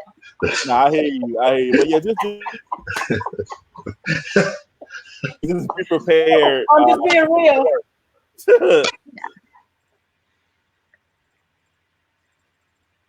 Oh, we froze. Look like Karlton froze. Do one of you guys want to go ahead and continue, and then he can jump back in when he comes back? Well, I would piggyback off, a lot of what he said. And I mean, thank you so much for saying the whole part about, you're not going to be an instant success because somebody's going to drive by and recognize your talent because you're singing on a stoop. There's my next big star, because it happened to one person. So it's going to be, of course, the entire industry. Now, you have to work. You have to, get training. Just because you watch TV doesn't mean you can be an actor. It's just, there's no other industry where people can say, hey, I want to be a plumber. Just give me a wrench and I'll go into your house and, figure it out. You can't come on my set and just figure it out. So you gotta have a background in it. And it's just mind blowing that, any other industry is like, oh yeah, I could be an actor too. And it's like, shut up. I can't suddenly become a car mechanic because I watched a YouTube video, so so please don't do that. I do encourage, I think we all do, for people to get their story out and go out and film it. But when you film it with your iPhone, it's not going to come out as slick of a production as as a true, filmmaking team. And I'm so surprised at how many people are not willing to put in the work. When you sit down and talk to them and say, listen, you've got to get the script, and then you've got to write a script, or adapt a script to what you have, whether, materials and actors and money. And yeah, it's killing your darlings. You're going to have to make sacrifices. And then finally you film this, wonderful piece, and then you've got to get it in front of eyes. That's right. And a lot of, like my big hot point is, actors are like, I'm done with the work. See you later. And I'm like, your work is still sharing that link so we can get it out there, and get it seen, or showing up at film festivals, or showing up. Just show up. And it can really be as easy as just, my God, I'm asking you to just share this link. But there's so many people and there's so many moving parts that, you're really conducting an orchestra. And I until you're in it, you just don't know how much there is. And I have so much respect for every single position throughout the entire process, because without one of those pieces, you're just going to fall apart. Yeah, that's all I got. Okay. Well, go ahead. No, I was going to say, Karlton, you kind of froze up and got lost. Were you finished? Was there anything else you wanted to add real quick before Chris jumps in? I don't even remember what happened. I'm sorry about that. I was like, what's going on? You froze up again. I know. All right, Chris, go for it, because we'll get him in after you're done, because he's freezing up. Yeah, I just want to say, don't quit. If you're really serious about this industry, don't quit. I don't know a person who hasn't accomplished what they wanted to accomplish and they quit, right? But I know people who've accomplished because they did not quit, right? But to piggyback off Karlton and Jen, preparation is the key, especially for actors. I like to tell actors that, especially up and coming, be as natural and organic as possible with your character. Know your lines. Know everybody else's lines in the scenes that you're in. Know your mannerisms as a character. Know everybody else's mannerisms as a character. When you're auditioning, it's not us against you guys. We actually want you to win. We want to cast you when we see you audition. So be organic and natural as possible. I got to keep saying that because sometimes people come into an audition. I think that he should say, I love you. No. Just be real and natural with that. Like, this is, especially if it's film or television, pretend you're on camera. There's a difference between TV and film over theater, right? So you have to know what you're auditioning for and what's the particular medium. Also, I want to tell actors, especially that are up and coming, and Jen, you hit it right on the head. Once you're done with the project, you're not done. You better share that goddamn link. You better promote that damn movie you in. You better promote, because the only way you're going to become a household name is if people see it. We're in a stage now in 2020 where social media is damn near everything now. You have to be your own self-promoter. And so I never understood why actors would do a project and don't promote nothing. Like, I don't get it. Now, maybe I understand if they didn't like the project. I get that. But if you like the project and you in it, it makes sense for you to promote it. Just makes a lot of sense, right? But I think, and then for even directors and up and coming directors and producers, continue to study as much as you can. If you can find a person that can mentor you, that'd be great also. But to find a mentor, you have to you have to do the work for a mentor actually to find you. I've noticed that as well. I could be watching somebody's film. I'm like, man, who is that? That was actually that was a good ass short. Let me reach out to that person and just say congrats. And if they need any help in the future, I can maybe mentor them a little bit, but you do something to potentially get a mentor.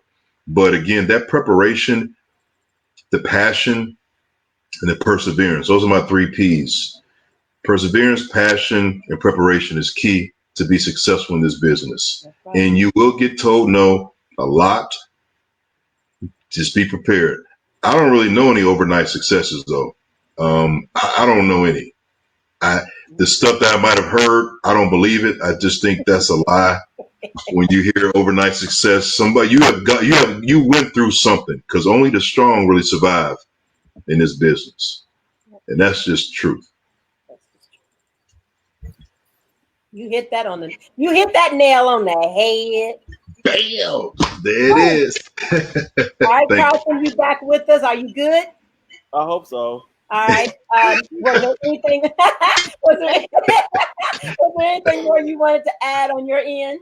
I think I'm just gonna say I'm good, just in case. But I heard everything. Great. I agree with everything. Okay. Well, I am going to throw my 2 cents in, and I've said it on all my videos. Actors, if they don't promote the production that you're in with me, that tells me that if you're going to deny me, I'm going to deny you. Yeah. I am not going to work with you again. I have worked with a few of them, even though they didn't. But I've told them, if I post it on my page, that means it's available for you to repost. Yep. If I put little snippets of your acting scenes, then you already got a reel. Put your reel together. You ain't got to wait on me. And you need to be talking about the full project, not just yourself. Everybody, the whole cast, the production. And I am looking at your page, watching what you're doing before I cast you, after I've cast you, and when you're done. So I'm paying attention to all of that. So, you're always sending me how you want to work with Tonebrown. Well, I want to work with you too, just like Chris said. But I'm not going to work with you if you're not showing me your own personal due diligence on how you're running your brand. Because what you're really asking me as an actor is let me link my brand to your brand, Tone. And if you're not doing right by your brand, then what makes you think I believe you'll do right by my brand? I've made actors lead in projects, and even as that lead character, you didn't even promote the project. You reposted 1 or 2 times. You even would get recognized in award shows for the role, but you did not make no mention of me or the project that led you in to even get your recognition. So that opened up my eyes that I'm not gonna work with you no more, because to me that's you denying my name and deciding, oh, you did it all. And it don't work like that. If we're going to be a team, we're going to be a team, because when I'm talking about that project, I'm talking about you, and I'm promoting you along with that project, building that brand. And then I just want to say that self-promoting is important. I've heard actors say this multiple times. Well, I don't want people to think I'm all that. Then why are you in this business? Why are you trying to do an acting role if you don't want anybody to know about that? We all have our egos. Yeah. You just have to be respectful in how you operate that ego or your devaliciousness. You ain't got to be cocky. You ain't got to be bold. You just be like Chris said, be your authentic self. But still promote who you are and the project that you're part of. Because if you want to become a A-lister, even a B-lister, nobody's going to know who you are until you put it out there. Yeah. The other thing I want to say for actors, because we get this all the time too. What advice would you give a teenager or an adult actor? I say it's all the same thing. You need to be creative in getting yourself out there for us to know who you are.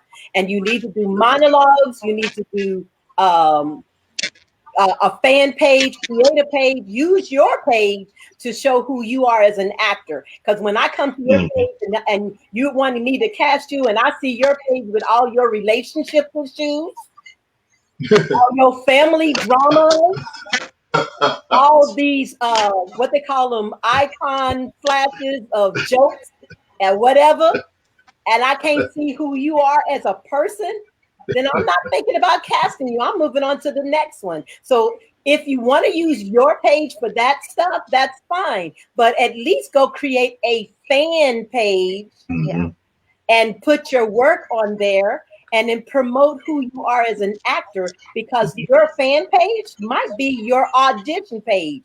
We may not even need to have you sit and do an audition. We might like your work and what you put on there, and we might just call you up and say, you know what, I watched everything that you've done. It's good stuff. You know what, I have this character I would like you to play. But I'm not going to offer you that you sit posting on my page or sending me an inbox saying cast me. Oh, I can't stand that. I can't. No, I actually just had a post about this of like, what is it with accepting a new friend request? And they link bomb you with all sorts of stuff, and you're like, dude, really? Seriously? No, what bothers me is when you put a casting call out there with the specific instructions Yeah. what you're supposed to do, and then they comment or inbox you and say, "Put me on." I'm like, oh, okay. no, the instructions are right there. Like, this is what you need to do. Like, what? And for me, that's just me personally. If you do that, I'm already disregarding you, because you know what that tells me? You don't pay attention to details. Yes. And if you don't pay attention to details, then when I'm trying to direct you and guide you in my scene to get what I want, you're not paying attention to me. And I can't direct you if you're not paying attention. Right. And if you come to set, if you get cast and you come to set, come knowing the script, your lines. Like Chris said, I got to piggyback on that. I should not have to read your lines to you and film you cut, read your lines, film you cut. If I have to do that, I am not calling you back for another role, because that tells me you're not serious about your career, the project, or the character enough to give time enough to know it. And taking that time to know the other actor you're going to be working with and their lines, because you're up there so busy doing your lines, you're not even listening to their lines, that you end up talking over them. So that's the reason it's like better to know not only your line as your character, but the other actor, so that you at least have understanding of the beats. Yes. So that you know when and how to respond. And if you take time to listen to their way of acting and their style and their beat, then that gives you time to come and incorporate who you are to make that role, that scene more authentic and more real. Because like he said earlier, it is about the viewers and the viewers' way of seeing that script scene, that movie, for that movie to do anything. If the viewer don't like it, we ain't got nothing. That's it. Yeah. How about that? Do we hit all that on the nut? Grand slam all the way around. Yeah. I just want actors and filmmakers to understand, we ain't got time to play. We are in this to be successful, create serious, whether we comedic or whatever our project is. We're trying to put something good out there, and we need you to come good. Yes. Gooder, or goodest. I don't care how you pronounce it. We just need you to come good and deliver. And I said this before, you don't have to come and be, this is Tone, I'm sorry guys. You don't have to come and be my best friend. You don't even have to like me. I just want you to come and do what you asked me to cast you to do. If you happen to develop a relationship, that's fine. You can do that. But please, just because I'm a woman, I don't need you to charm me. I don't need you to tell me how pretty I am. I don't need you to tell me none of that stuff. All I need you to do is come and perform that role for me. So don't try to get with me and try to make a relationship with me. Come being serious and let's get this project done. Tone out. Awesome. That was dope. That was That was dope. good. That was good. Dope. Okay, Dope. guys, well, we're going over the 2-hour time frame. Is there any last things that you would like to share before we end this? Congratulations to all of you guys. Keep up the great work. You guys have been amazing. I'm glad I get a chance to work with you guys today. Continue to keep in touch with you guys. Stay in touch with me. And great work, guys. I'm proud of each and every one of you. I really am. I really, really am. And I'm just going to pick back off Christopher. I want to say the same. This has been great. Definitely much needed. I'm happy I got to meet Jen and Christopher and finally meet you, Tony, for the first time. This has been great and very informative. I've actually learned a lot. So I thank everybody. Well, good. Jen? Yeah, same here. Thank you so much for including me. I'm just absolutely honored to be, in this group of powerhouse filmmakers. And I think it's amazing what you're doing, just getting this information out to people who are watching, because we all need it. And, and no matter what level you're at, it's pretty easy to be like, I don't know what I'm doing. We all have those moments where we're like, I don't know what I'm doing. So it's so good to share and be there for each other. So thank you. Thank you. I'm very honored that you all accepted the invitation to do this with me, taking time out of your COVID schedule. I follow each one of your work. I respect your work. I admire your work. I think you're doing amazing things with your work. You keep doing it. Stay positive. Stay energetic. You are the example that we follow. Thank you. You too. Thank you so much. And this has been a really inspiring session. Oh my God, I just love it. And I love you guys too. Thank you. If you want to chime in on, I know you got projects going on. So if you want to tell a little bit about your project, when it's going to air, when it's going to release, and then how can they connect with you as far as your social media, go. Valentine. Okay. So real quick, My Online Valentine, it is on BT Her, BT Plus, Amazon Prime, cable on demand. Also, I have on Netflix the movie Professor Mac, the movie Pierre Jackson. Also on Amazon, I have London Mitchell's Christmas. That's also on Aspire. I have Walk Away from Love. That is on BT Her. That's also on Amazon. I have also Four Seasons. That's on Amazon. Starring Robin Givens, Keith Robinson, Christian Keys. The Good Life on Amazon, starring Christian Keys, Tangi Miller. 72 Hours on the Urban Movie Channel, also on Amazon, starring Tim and Cal Durrett, Harry J. Lennox, Brayley Evans, Terry J. Vaughn, Erica Hubbard, Brian Hooks, Tangi Miller, Cinda Williams. That's a loaded cast. What else? Zodiac Sign, starring Karen Ward Ross, Tangerine Thomas, Tammy Townsend, Tim and Cal Durrett, Brad James, Carl Anthony Payne. Another loaded cast. That's on UMC, Urban Movie Channel. I think I named the movies that are out, guys. I'm sorry for rolling too fast, but I'll make a list. I'll send it to you. I'll make a list and send it to where everything is at, for sure. Okay. What's your social media so people can link up with you? Sure. They can hit me on Christopher Nolen II page here on Facebook. They can also hit me on Instagram, Mr. Christopher A. Nolen, Nolen, and on Twitter it's just Chris Nolen, Nolen. Okay. Next, Miss Jen. Miss Jen. I don't have that impressive list, but I'm going to be looking it up for sure.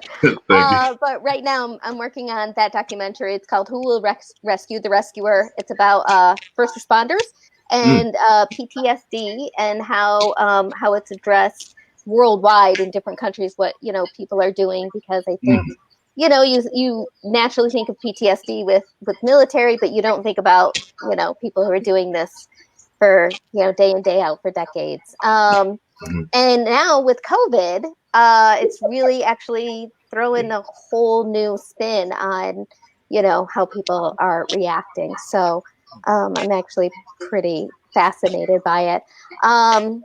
But still putting that together, and that'll be posted on, I have Who Will Rescue the Rescuer, .com, and then my company is Alpha Do Productions.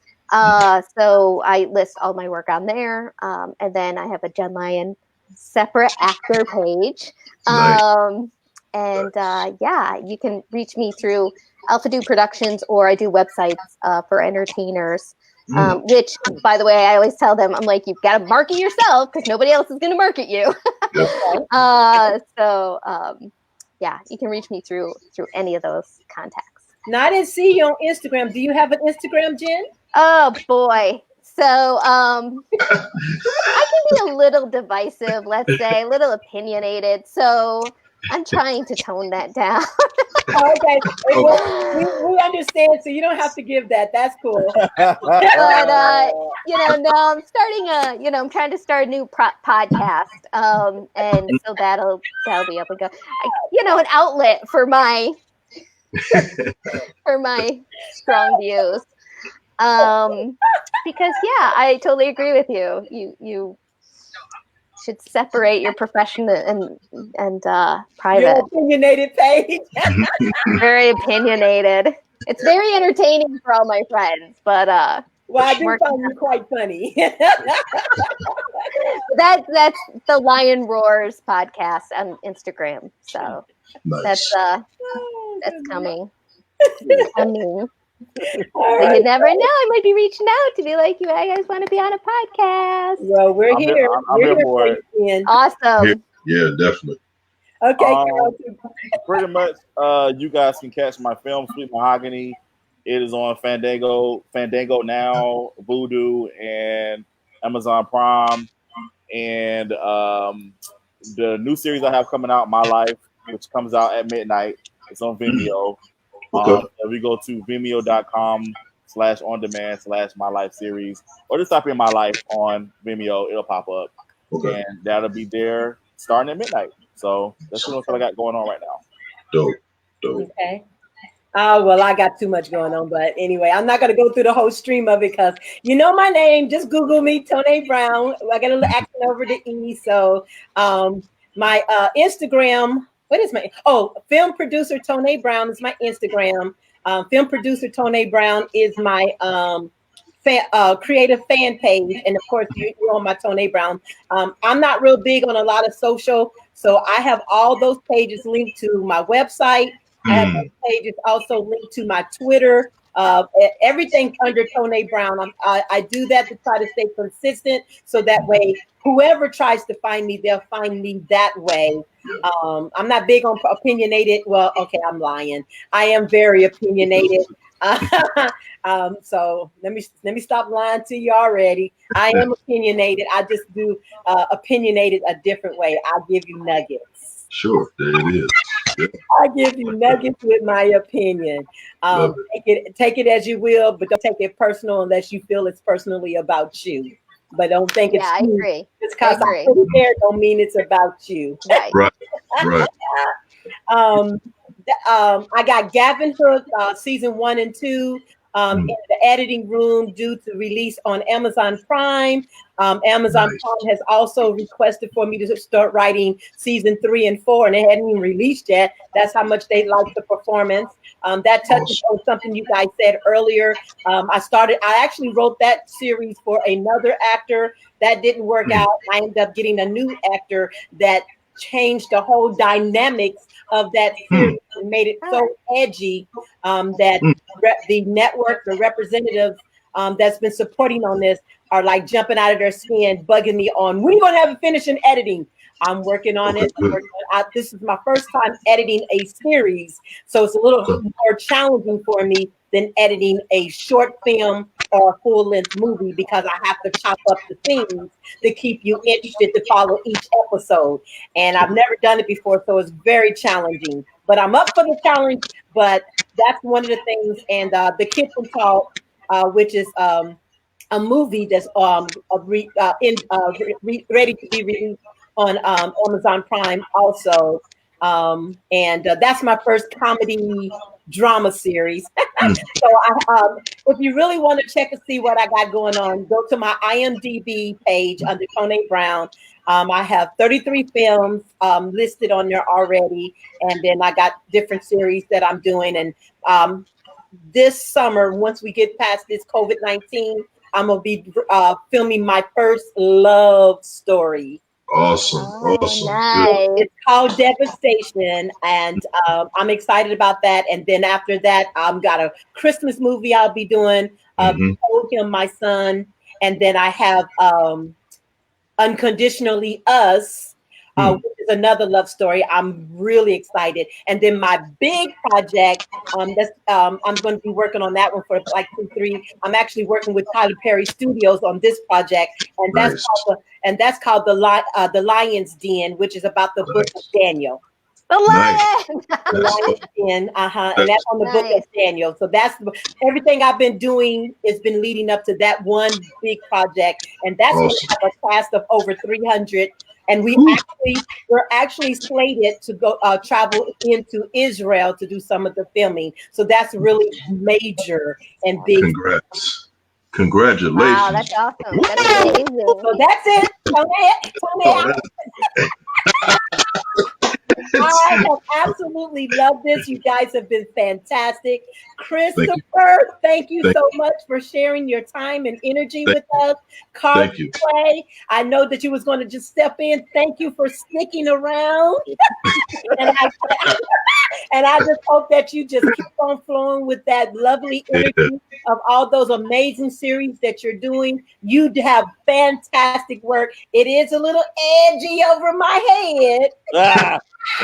But it's still good work. Thank you. And Ben, thank you for sharing your talent about the film festivals. Congratulations on being Best Director. Nice. I just wish you great success. And my door is open. Let's run this thing because the industry is changing. Yes. And the big dogs in the Universal Studios, they are gearing towards independent people. And one of the reasons I wanted to do this because I want you ready. Because when they start coming towards us, we already in the forefront. They're looking to us to try to get in on that money because the money's now flowing in our direction. Independent, thanks to Netflix and Amazon Prime and Hulu. So get ready and start pushing your projects to get on those platforms because that's where they're looking for you at. And although Amazon has Amazon Direct, Amazon is also Amazon Prime, and they're looking for filmmakers under the Amazon Direct to bring them over to their main platform. So come on, guys. Let's, number one, be ready. Number two, let's not pull each other down. Let's rise each other up. You don't have to criticize anybody's way of doing things. This platform was to show you can do it multiple ways. Absolutely. Absolutely. God bless you all. Thank you so much for joining me. Have a fantastic day. You too. Thank you. Thank you, guys. Thank you so much. Bye-bye. Bye-bye.